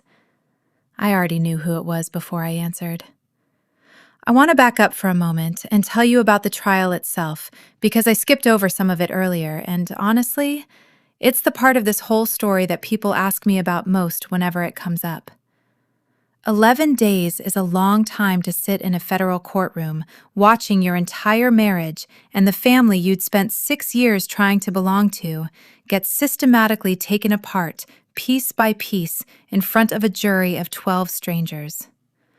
The prosecution built its case methodically, almost gently at first, walking the jury through basic corporate structures and shell company registrations before slowly, deliberately tightening the noose. By day 3, even people in the gallery who had no financial background whatsoever could follow the money trail on the projector screen as clearly as a children's picture book. Dollars flowing from Ruiz's cartel-linked accounts through Nevada shells into ranch land purchases and back out again as laundered, clean profit sitting comfortably in Margaret Calloway's personal investment portfolio. The most damning testimony, aside from my own, came from a woman named Deborah Whitcomb, someone I had genuinely considered a friend during my years in the auxiliary, one of the only 2 women who had reached out to check on me privately during the worst of Margaret's Whisper campaign, even while publicly keeping her distance to avoid Margaret's wrath. Ethan served just under 5 years of his 6-year sentence at a minimum security federal camp outside Big Spring. He was released about 8 months ago. I know this only because his attorney reached out to my office, requesting, almost unbelievably, a meeting to discuss reconciliation and possible reinstatement of some portion of the postnuptial agreement's original terms, apparently under the theory that enough time had passed that I might have softened. I had my office send back a single line in response, drafted personally, though I let one of my associates deliver it. Mrs. Hale has no further correspondence from Mr. Calloway or his representatives. I have not heard from him since, and I do not expect to. Margaret Calloway remains incarcerated at a federal facility outside Fort Worth, 28 years into a sentence that, given her age, she will very likely spend the remainder of her natural life serving. Her testimony, cross-referenced against 18 months of independently kept records, closed nearly every remaining gap in the embezzlement timeline the prosecution needed to secure a conviction on the charity fraud counts. I reached out to Deborah privately after the trial concluded, and we sat down together over coffee for the first time in nearly a year. She apologized, repeatedly, for not saying anything sooner, for staying quiet while Margaret's campaign against me played out in every corner of the county. I told her what I meant, and still mean, completely honestly, that I understood exactly how much courage it took to go against someone as powerful and as vindictive as Margaret Calloway, and that the notebook she'd kept, quietly and privately over 18 months of self-doubt, had mattered more to the case than almost anything else presented at trial. We are close friends again now, in a way that feels sturdier and more honest than our friendship ever did during the auxiliary years, back when so much of what passed for closeness in that world was really just careful mutual performance. The local paper ran the story on its front page the day after the arrests, and within a week, 2 Austin television stations and 1 regional cable outlet had picked it up as well, drawn by the strange, almost cinematic details. A federal agent hiding in plain sight as a small-town bookkeeper. A charity meant for children with cancer, secretly funding a laundering network. A forged power of attorney targeting an elderly widow in her sleep. I declined every single interview request that came my way, all except one, a short written statement I gave through the U.S. Attorney's Office, which read, in its entirety, I spent 6 years being underestimated by people who valued appearances over character. I hope this case reminds people that quiet does not mean weak, and that real accountability doesn't care how good your last name sounds at a charity gala. That line ended up printed in 3 different newspapers, and I still, to this day, Get messages from strangers online who tell me it's the reason they finally reported a family member for financial elder abuse they'd been quietly suspicious of for years. There's another part of this story I haven't told you yet, and it's the part that, honestly, still catches me off guard sometimes when I think about how differently everything could have gone. About 4 months after the trial ended, once the dust of restitution hearings and asset forfeiture proceedings had mostly settled, I made the decision to move my grandmother off the Fredericksburg facility entirely and bring her home to the ranch. It wasn't a small undertaking. At 83, with a hip that never fully recovered its old strength, she needed more support than the old farmhouse alone could reasonably provide. So I spent the better part of that spring working with a contractor to build a small, modern guest house on the property. Single story, wide doorways, a walk-in shower, a covered porch facing west so she could watch the sunset over the Cedar Hills the same way she had every evening of my childhood. She moved in that June, and I moved into the old farmhouse myself not long after, finally, properly, going home. I sold the Austin condo I'd been renting near the office and started making the 90-minute drive into the city 3 days a week instead. Because it turned out that after everything, after 6 years of pretending to be smaller than I was, after months of federal casework and courtroom testimony, and watching an entire family's reputation collapse in real time, what I actually wanted, more than anything, was exactly what I'd had as a girl. Cedar Hills, quiet mornings, my grandmother's coffee on the porch at sunrise, the same chipped blue mug she'd used my entire life, steam curling up into the cool morning air while the cattle moved slowly across the pasture below the house. I want to be honest with you about something else, too, because these stories always seem to end with everything neatly resolved, and real life is rarely quite that tidy.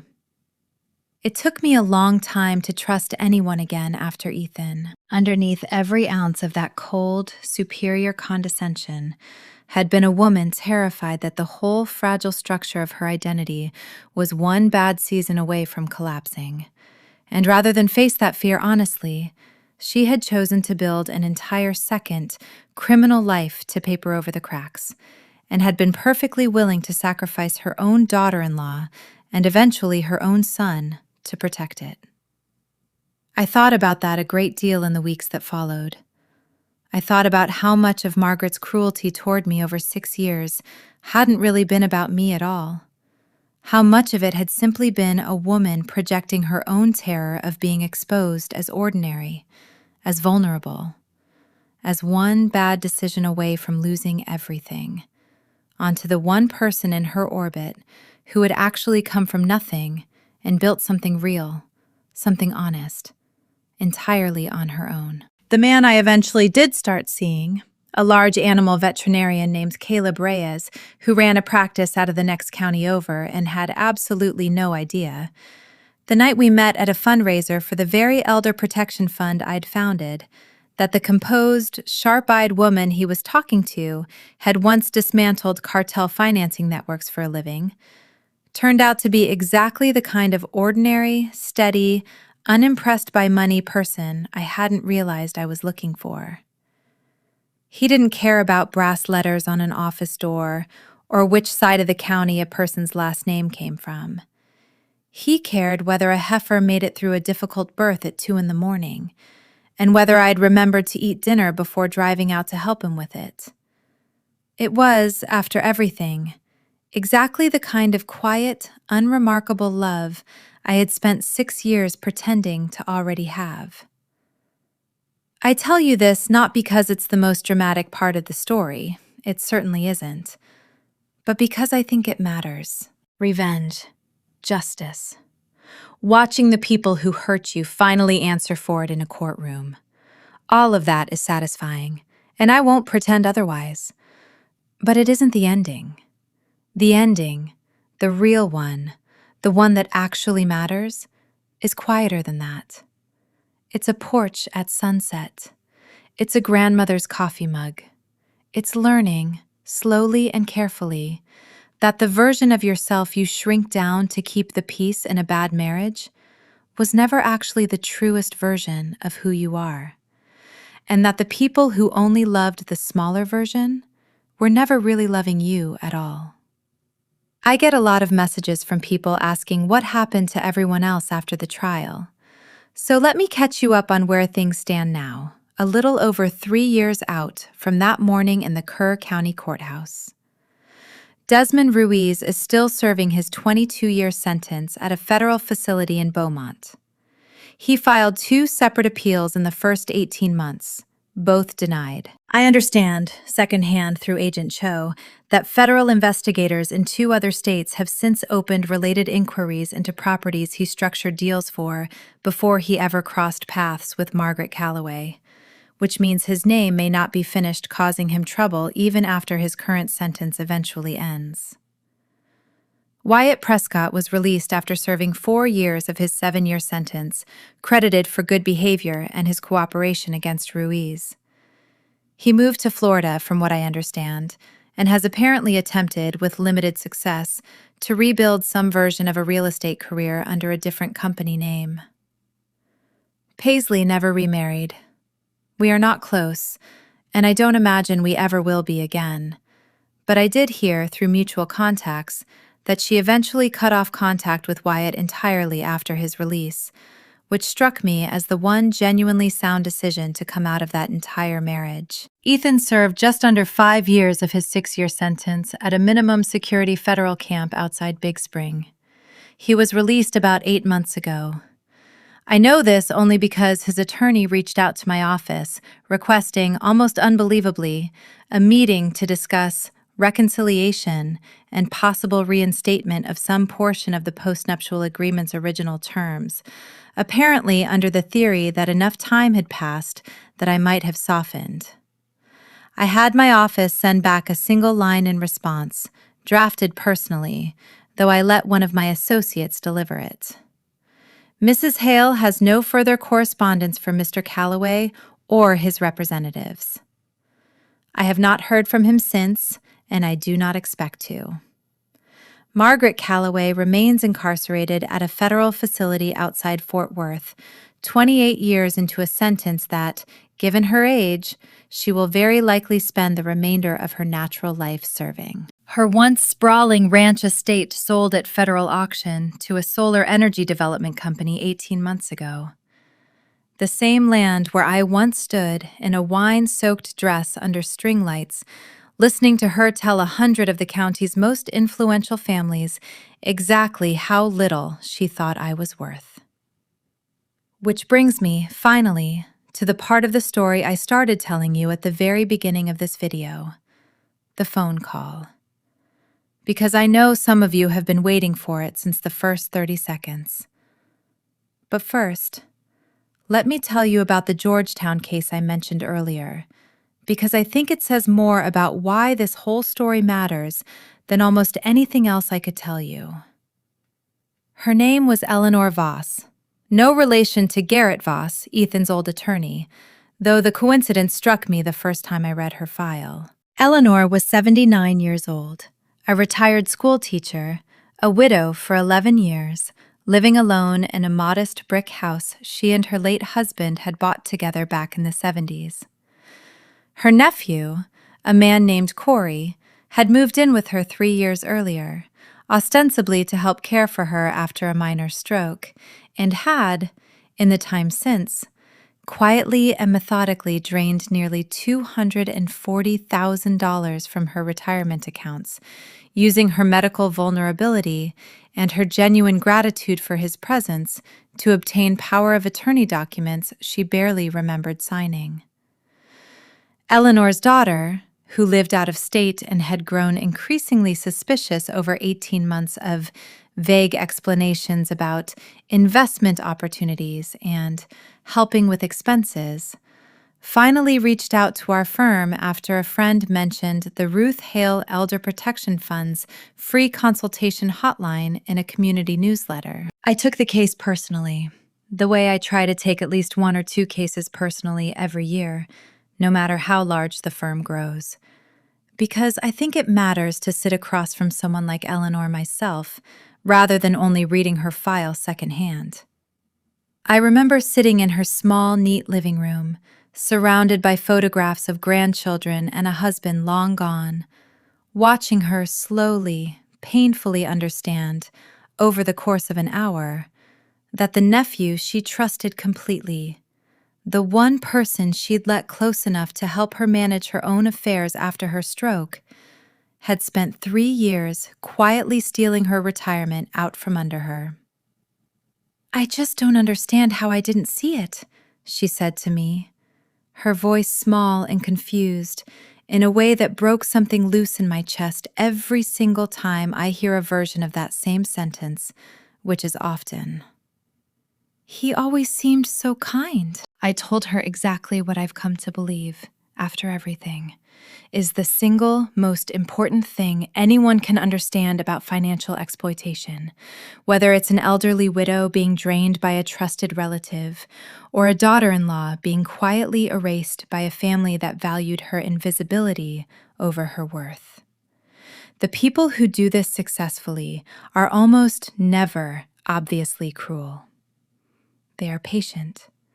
They are charming when it serves them. They understand, instinctively, that trust is the only lock worth picking, because once you're inside it, nobody bothers to check your hands. We recovered just over $160,000 of Eleanor's retirement funds through a combination of civil litigation and a criminal referral that resulted in Corey's arrest 8 months later. It wasn't everything. It rarely is. But Eleanor got to keep her house, got her power of attorney legally and permanently revoked and reassigned to her daughter, and got, perhaps most importantly, the simple, dignified experience of someone believing her completely and fighting for her without a single moment of doubt. She sent me a handwritten card a few weeks after the case closed. I still keep it in my desk drawer, tucked behind a stack of case files. And I read it sometimes on the harder days, the ones where a new case reminds me too closely of my own grandmother's photograph, sitting in Desmond Ruiz's threatening email, of exactly how close I came to losing everything that actually mattered to me. It said, simply, "Thank you for believing an old woman over a charming young man. Not everyone does." That, more than the brass letters on the office door, more than the 28-year sentence, more than any of it, is the part of this whole story I'm proudest of. Before I get back to the phone call, I want to take a minute and actually give you something useful, because I get so many messages after these stories asking how to spot this kind of thing happening to someone you love. And I'd rather spend 30 seconds on that than just leave you with a satisfying ending and nothing else. If you take nothing else away from this video, take this. Financial exploitation, whether it's happening to an elderly parent or it's happening inside a marriage, almost never announces itself. Watch for sudden, unexplained changes in someone's financial routines. A person who has managed their own checkbook competently for 60 years suddenly needing help from one specific family member and nobody else. Watch for isolation, especially isolation dressed up as care. A caregiver who discourages visits from other family members, who is always present during phone calls, who seems to have an answer ready for every question before it's even fully asked. Watch for new documents appearing quickly, quietly, and with unusual urgency. A power of attorney, a deed change, a new authorized signer on an account, especially if the person being asked to sign seems confused about why, or seems to be agreeing simply to avoid conflict. And if you are the one being slowly erased, in a marriage, in a family, in any relationship where your value is being quietly, methodically redefined as smaller than it actually is, please, Please do not wait as long as I did to trust your own read on the situation. I had 6 years of federal training telling me exactly how to spot manipulation and financial coercion in strangers, and it still took me far too long to recognize the same patterns happening inside my own home.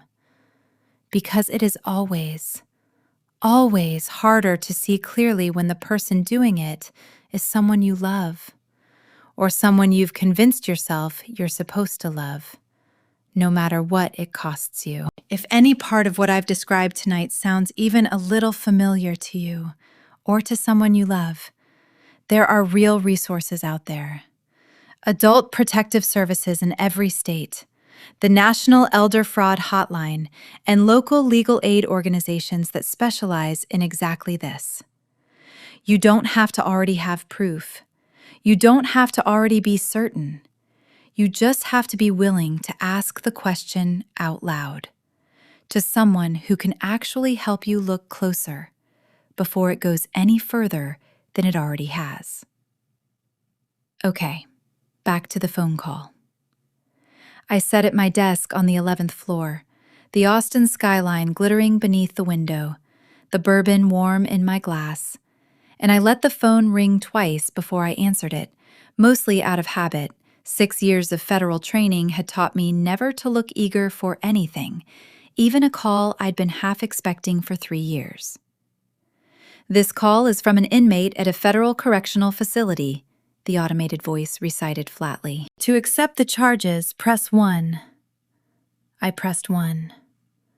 There was a long pause on the line, filled with the particular hollow static of a prison phone system, before Margaret's voice finally came through, and it barely resembled the voice I remembered from that gala under the string lights.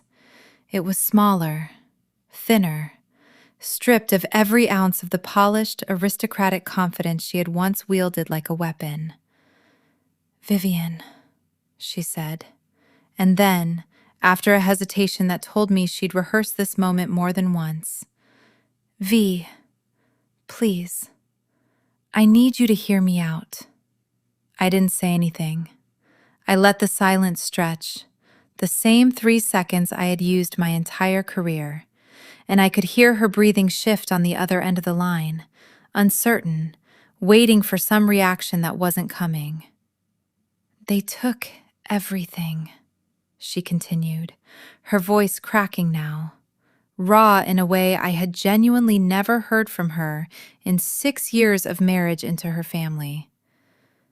"The house is gone. My accounts are gone. The women I've known my entire life won't even answer my letters anymore. I sit in a cell the size of my old pantry, Vivian, and the food here is inedible. And the other women? You have no idea what it's like in here. What kind of people I'm surrounded by every single day. I am begging you, please. Is there anything, any appeal, any connection you still have, anything at all you could do? We are family. Whatever happens between us, we are still—" "We were never family, Margaret," I said, and my voice came out exactly as flat and even as I wanted it to, without a single trace of the satisfaction I might have expected to feel, and without a single trace of pity either. Family doesn't slam a divorce petition down on someone's dinner plate in front of 200 people. Family doesn't try to steal a scholarship fund built in a dead father's name. Family doesn't send a man to photograph an 83-year-old woman through her window while she sleeps, just to scare her granddaughter into signing away 400 acres. "I never told Desmond to do that," Margaret said quickly, desperately. "I swear to you, Vivian, I never authorized that. That was him. That was all him. I would never have—" "You built the machine that made it possible," I said.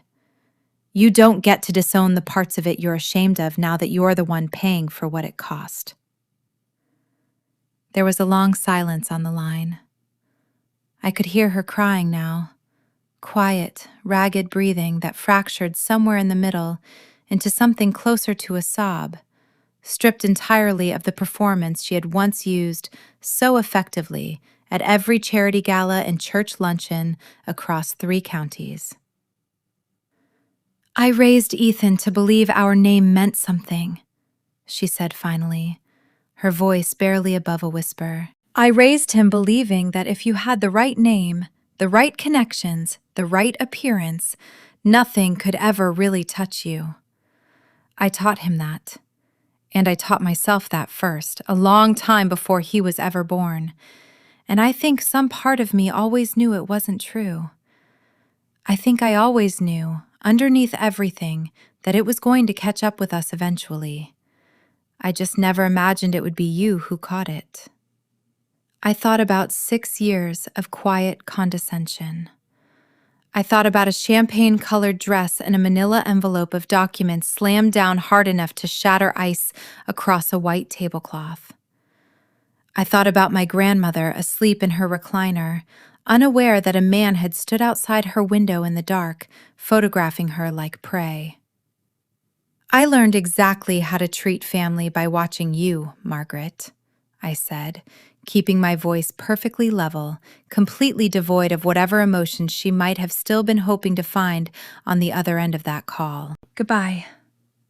I pressed the button to end the call before she could respond, and I set the phone down gently on the polished surface of my desk. The sharp, hollow static of the prison line faded into silence, replaced by the soft, familiar clink of ice shifting in my glass. Outside the window, the Austin skyline stretched on in its slow, glittering indifference, exactly the same as it had a moment before the phone rang. Exactly the same as it would be a moment after I finished my drink and drove the 90 minutes home to the Cedar Hills, to the porch light my grandmother always left on for me, to a life I had built entirely on my own terms, out of the wreckage of a marriage that had tried and failed to convince me I was small. I want to tell you one more thing before I let you go tonight, because I think it's the piece of this whole story that surprised me the most, even more than the arrests, even more than the trial. About 6 months after the Callaway Ruiz case closed, I was invited to speak, quietly and off the record, to a small continuing education seminar for financial crimes prosecutors in San Antonio, walking a room full of federal and state attorneys through the case as a kind of instructional example. How a laundering network hiding behind old money respectability had gone undetected for years precisely because nobody wanted to believe a family with a name like Callaway could possibly be capable of it. A junior prosecutor toward the back of the room raised her hand near the end and asked me, almost hesitantly, what had actually made the difference in the end. Not the forensic accounting, not the wiretaps, not the shell company registrations. What had actually cracked the case open? I told her the truth. It wasn't any single piece of financial evidence, brilliant as some of it was. It was that I had spent 6 years being underestimated, close enough to watch everything, patient enough to wait, and quiet enough that nobody in that family had ever once thought to check what I was doing with my hands. That case has since been used, I'm told, as a teaching example in at least 2 law school financial crimes seminars and 1 federal training curriculum on elder financial exploitation. Which is a strange kind of legacy to carry around, knowing that somewhere out there, prosecutors I will never meet are studying the worst 6 years of my life as a case study in how patient, methodical accountability actually works.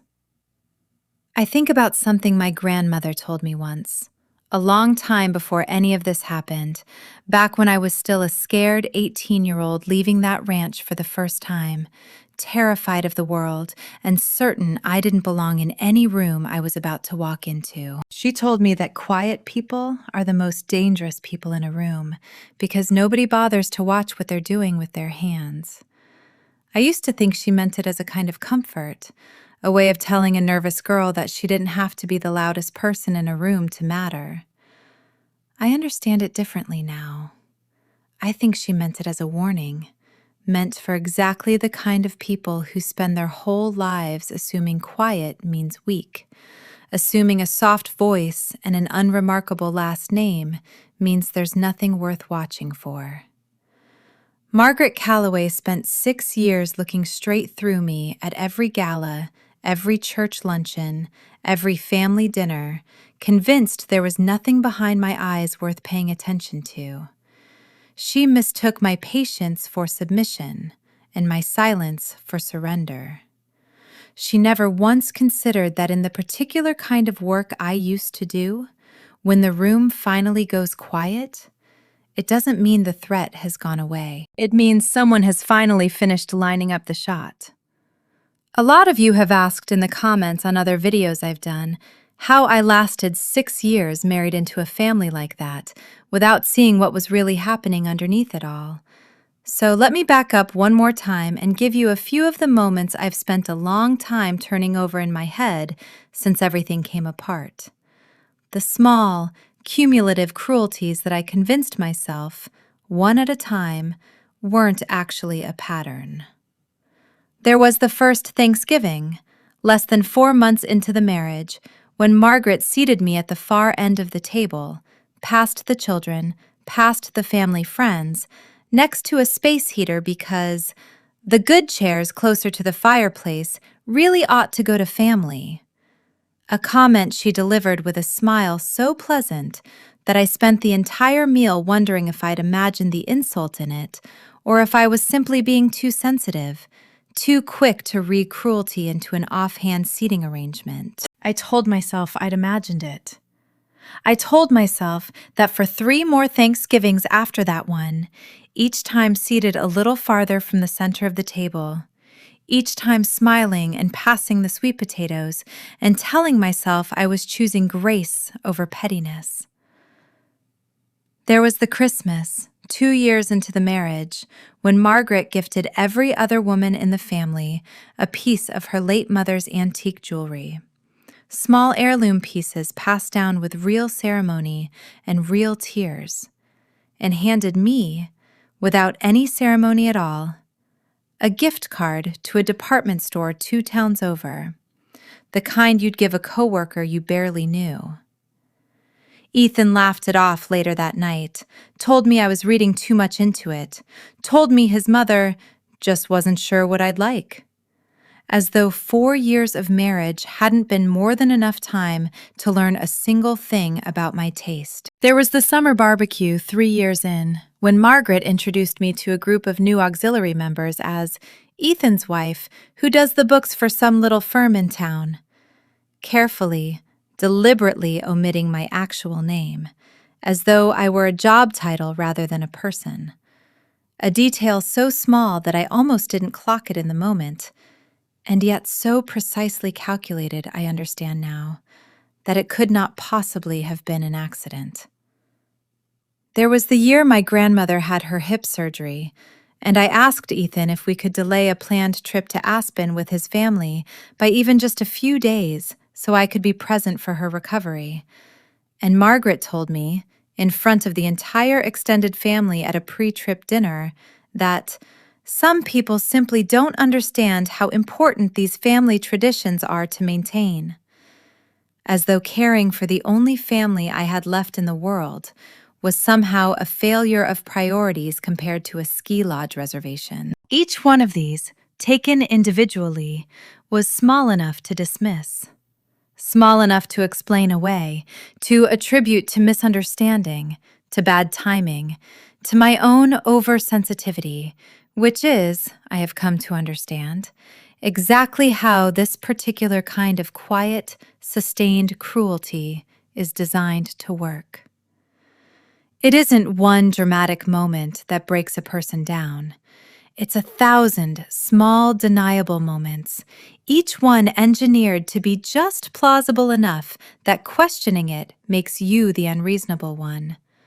until eventually you've spent so many years absorbing small humiliations that you no longer even notice you're doing it anymore. I think about all of it differently now, laid end to end, the way I once laid out a decade of transaction records to reveal a pattern no single wire transfer could have shown on its own. Individually, none of those moments proved anything. Together, they told the entire story of exactly how Margaret Calloway intended to spend the rest of my life, reminding me, in small, deniable ways, precisely where she believed I belonged. The wedding itself, looking back, should probably have told me everything I needed to know. Margaret had taken over the planning almost entirely within the first month of the engagement, informing me gently but firmly that she simply had so much more experience with events of this caliber, and by the time the day actually arrived, I barely recognized my own wedding.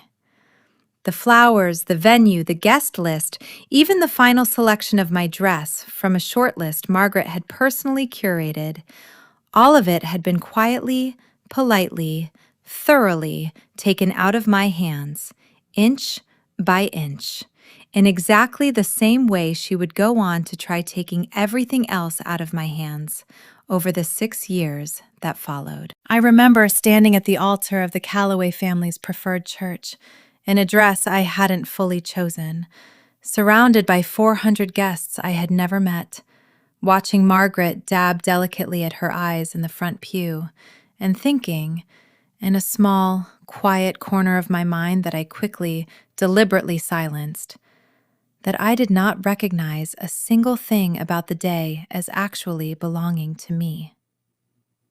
I told myself that was normal.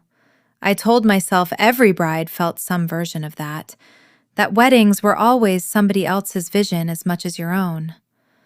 I understand now that it wasn't a wedding at all, not really. It was the opening ceremony of a 6-year campaign to make sure I understood from the very first day exactly whose family I had married into and exactly how small a role I was expected to play within it. Looking back, there was one moment, almost a full year before that gala, that I've replayed more than any other, because I think it was the exact point where some old, dormant instinct in me first started paying attention again, even if I wasn't ready yet to admit what it was noticing. It was a Tuesday evening, and I'd come home early from the accounting office to find Ethan's study door unlocked, which was unusual, since he'd taken to keeping it locked sometime over the previous year, always with some easy explanation about client confidentiality for the company's land deals. I wasn't snooping. I want to be honest about that. I walked in to leave a stack of mail on his desk, the way I did most evenings, and my eye simply caught, sitting open on top of a folder, a wire transfer confirmation for an amount that made no sense at all against anything I understood about Calloway Land and Cattle's normal operating cash flow. Nearly $400,000, routed to an account under a name I didn't recognize. Meridian Consulting Group. The same name I would only learn much later, tied directly to Desmond Ruiz's laundering network. I asked Ethan about it that night, carefully, the way I'd learned to ask him anything even mildly probing, after years of watching him bristle at the faintest suggestion that his business decisions might warrant a second look. He told me it was a routine consulting retainer for the Vandergrift deal, something about environmental impact studies and land surveys, and he said it with just enough irritation at being questioned at all that I let it go, the way I had let 100 smaller things go before it. I remember thinking, in the vague, unfocused way you think about something you've decided not to think about too hard, that the explanation didn't quite add up mathematically. That $400,000 was an enormous number for a consulting retainer on a deal that hadn't even closed yet. I let it go anyway.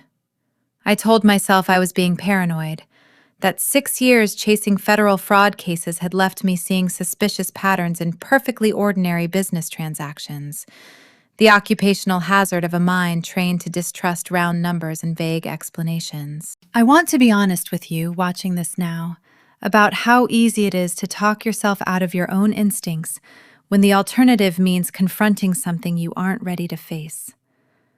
I had built an entire quiet, ordinary life specifically to get away from exactly this kind of suspicion, exactly this kind of vigilance. And some part of me, I think, simply didn't want to go looking for it again, even when it was sitting right there on my own husband's desk. It took Margaret slamming a divorce petition down on my dinner plate in front of 200 people to finally fully wake that part of me back up. I think about that sometimes, the strange mercy buried inside her cruelty that night, that in trying to humiliate me into disappearing quietly, she instead handed me exactly the reason I needed to stop ignoring what some part of me had already, quietly, started to suspect for the better part of a year. Once I was back in Situation Room 3 that first night. Once Agent Ellis pulled up the Ironwood case file and I saw the name Meridian Consulting Group glowing on the screen in front of me, connected by a dense red web of shell companies straight back to my own husband's signature. I remember sitting there for a long moment, feeling less like shock and more like something clicking quietly into place. The way the last piece of a puzzle you've been almost unconsciously assembling for a year finally settles into the gap you didn't realize you'd left open for it.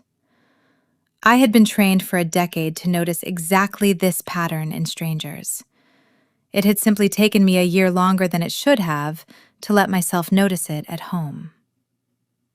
I have to tell you about the day the news actually broke in town, because a few specific moments from that first week have stayed with me in a way that still makes me laugh even now, even knowing how serious everything underneath it actually was. The two auxiliary women who had been sitting closest to Margaret at that first gala, the ones who had leaned in eagerly to watch the scandal of my supposed unraveling, were reportedly the very first people Margaret called from the county jail after her arraignment, according to Deborah, who heard it secondhand through the auxiliary's small, tightly wound grapevine.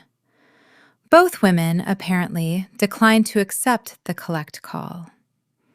Within 72 hours, both had quietly resigned their own positions on the auxiliary board, citing vague, personal reasons, presumably eager to distance themselves as far as possible from any lingering association with the Callaway name before reporters or federal investigators started asking uncomfortable questions about who else might have known or should have known what Margaret had been doing with the charity's books for over a decade. Pastor Whitfield's carefully worded public statement about First Methodist commitment to integrity and accountability ran in the county paper the same week a local blogger discovered and gleefully reported that Margaret's forged charity donation receipts had been used, among other things, to help fund a substantial portion of the church's own new fellowship hall 3 years earlier, meaning the very building the congregation had celebrated with such pride,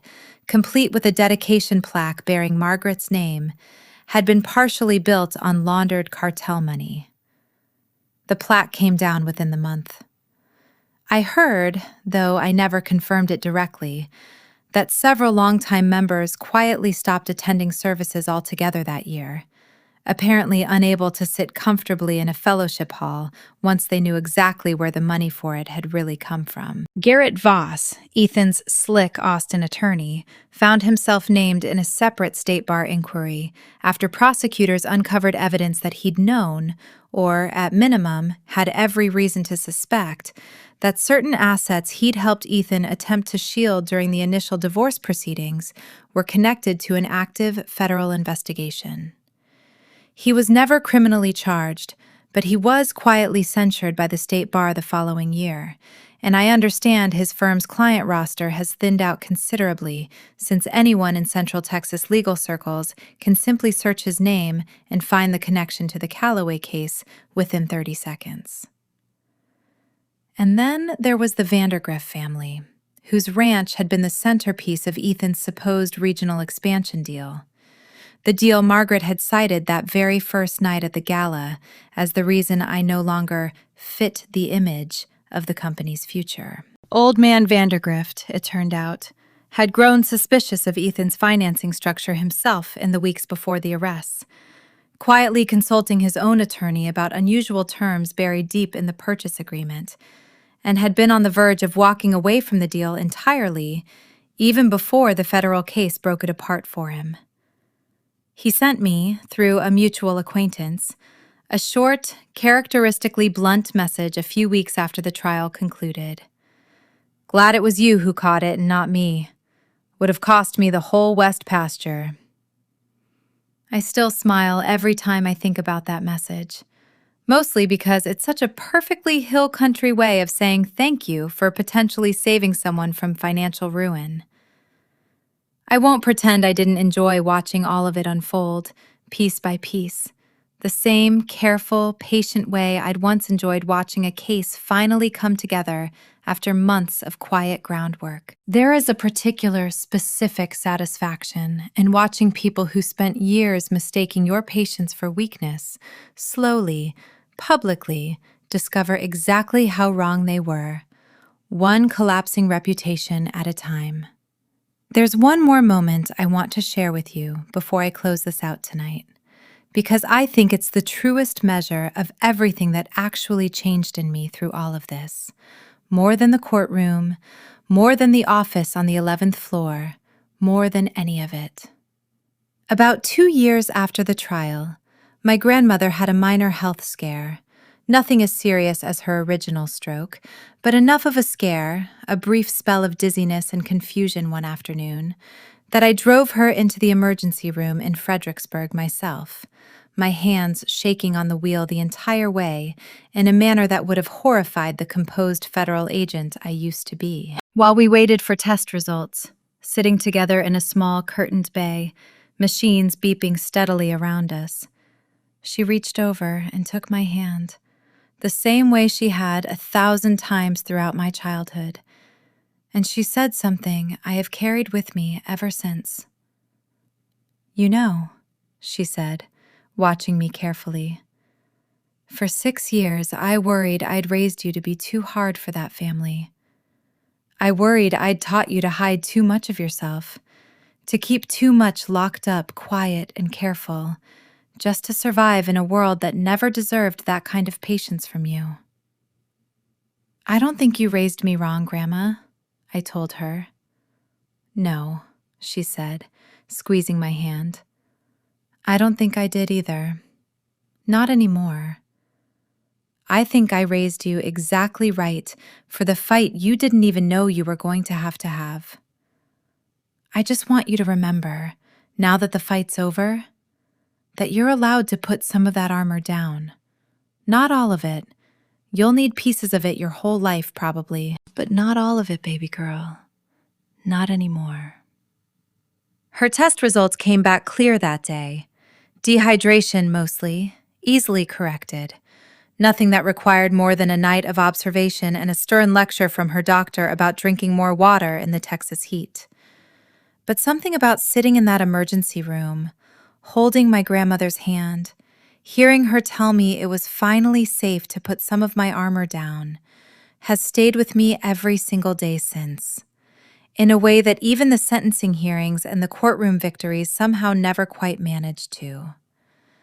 I think about the version of myself who sat frozen at that gala table 6 years ago, wiping a drop of sweet tea off my wrist with a napkin, keeping my face perfectly, professionally blank, while an entire room full of people I'd never truly belonged among waited eagerly to watch me break.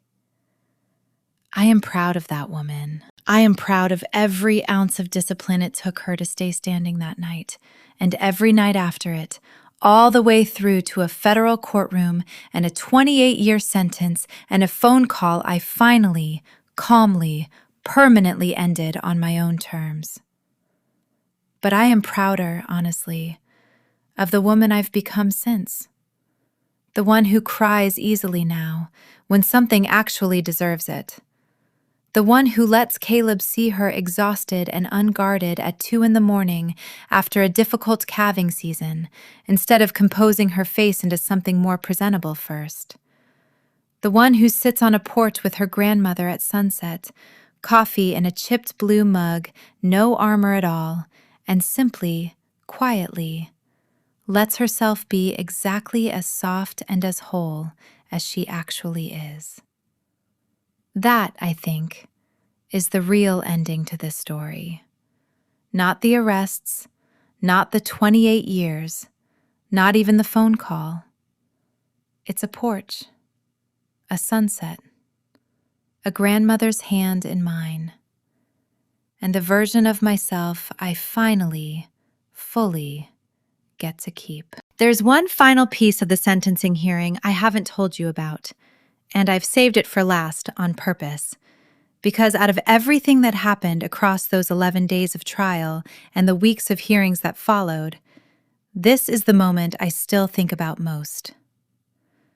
Federal sentencing hearings allow victims to deliver what's called a victim impact statement, a chance to stand up in open court, look the person who hurt you directly in the eye, and describe in your own words exactly what their actions cost you. My attorney advised me I wasn't obligated to give one. Legally, given the structure of the case, I wasn't even technically the primary victim of record. That distinction belonged more precisely to the Ladies Auxiliaries Charitable Fund, to the State Pipeline Authority, to the federal government itself. But Judge Alvarez, reviewing the case file, had made a discretionary allowance for me to speak anyway, given the forged power of attorney targeting my grandmother, and given, I suspect, her own quiet recognition of exactly how much of the actual work behind this case had come from me long before it ever reached her courtroom. I almost didn't do it. 6 years of federal training had taught me that composure was a weapon, that the coldest, flattest version of the truth usually landed harder than any amount of visible emotion ever could. Some part of me worried that standing up and speaking from the heart, in front of Margaret, in front of the gallery, in front of the same local reporters who'd covered every step of this case, would somehow undo all of that careful, controlled distance I'd maintained since the very first night at the gala. In the end, I did it anyway, and I'm glad I did. I stood at the podium in the same plain navy suit I'd worn to testify, and I looked directly at Margaret Calloway, seated at the defense table in a plain county-issued jumpsuit that could not have looked more different from the champagne gowns and cream-colored suits I remembered her in. She would not meet my eyes at first. I waited, the same 3 seconds I'd used my entire career, until she finally, reluctantly, looked up. "For 6 years," I said, my voice steady, carrying clearly through the courtroom. "You told me, in 100 small ways, that I did not belong in your family. You told me my last name wasn't good enough, that my education wasn't prestigious enough, that the work I did wasn't important enough to be spoken of at your dinner tables. I let you believe all of that for a long time, because I had made a choice, a long time before I ever met your son, to build a quiet life instead of a loud one, and I didn't think I needed to prove myself to you or to anyone else in order to know my own worth." I paused, letting the silence settle the way I always had, watching her jaw tighten almost imperceptibly. "What you actually took from me wasn't a marriage. I stopped valuing that marriage the moment I watched my own husband stand beside you and call me an embarrassment in front of 200 people. What you took, or tried to take, was something far more personal than that. You tried to take my grandmother's peace of mind in what should have been the safest, most protected years of her life. You had a man photograph her through a window while she slept, and you used that photograph as a threat, And I want you to understand, clearly, on the record, that there is no version of financial desperation, no amount of fear about losing your family's name that will ever justify that to me. Not now. Not in 28 years. Not ever. I could see, even from the podium, that she was crying now, silently, her shoulders shaking slightly, though whether it was genuine remorse or simply the raw shock of finally, fully facing consequences after a lifetime spent believing her name would always shield her from them, I honestly could not say. And I found, standing there, that I no longer particularly cared which one it was. You spent your whole life believing that appearances were the only thing that actually mattered, I said, closing my statement the way I'd rehearsed it a dozen times the night before, though it came out steadier and clearer than I'd expected. I hope, somewhere in the next 28 years, you find your way to understanding that they never really did. I stepped down from the podium without waiting for any reaction from her, and I walked back to my seat in the gallery, past Deborah, who reached out and squeezed my hand as I sat down, past two auxiliary wives who wouldn't meet my eyes, past the same local reporter who'd been furiously typing on his phone since the arrests, and I felt, for the first time since that October night under the string lights, something that I can only describe as completely, fully unburdened. Judge Alvarez handed down the 28-year sentence less than an hour later. I want to tell you about one more small detail from that day, because it stayed with me in a way I didn't expect. As the marshals led Margaret out of the courtroom for the final time, she turned, just briefly, and looked back at me across the gallery. I expected fury. I expected the same venomous glare she'd worn dragging me down at that gala table months earlier. Instead, what I saw on her face was something closer to simple, exhausted recognition. The look of a woman who had spent her entire life certain she understood exactly how the world worked, exactly who held power and who didn't, exactly which names mattered and which ones could be dismissed without consequence. Finally, completely understanding how wrong she had been about all of it. And about me most of all. She didn't say anything. She simply nodded, once, small and almost imperceptible, before the marshals led her through the side door and out of my life for what I fully expect, given the length of her sentence and her age, will be the last time I ever see her in person. I drove back to the ranch that evening in silence. No radio, no podcast. Just the long, familiar stretch of county road unspooling in front of my headlights. Cedar Hills rising dark against a fading sky.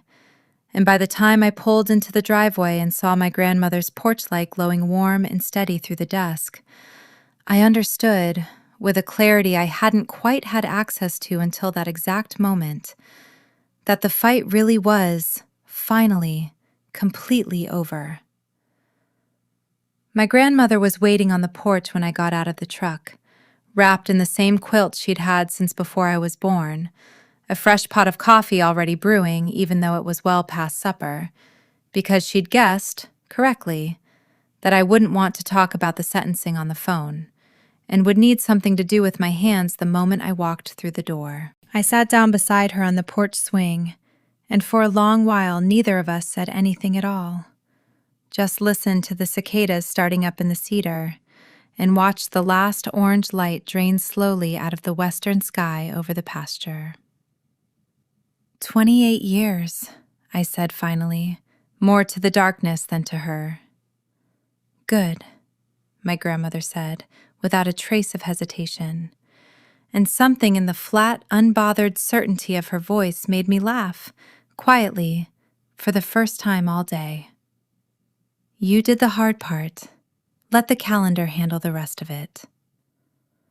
We sat out there long after the coffee went cold, and at some point, without either of us really deciding to.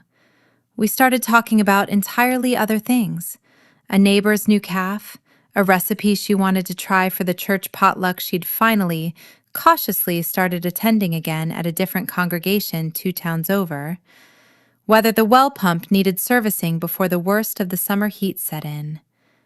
Ordinary things. Small, unremarkable, deeply precious things.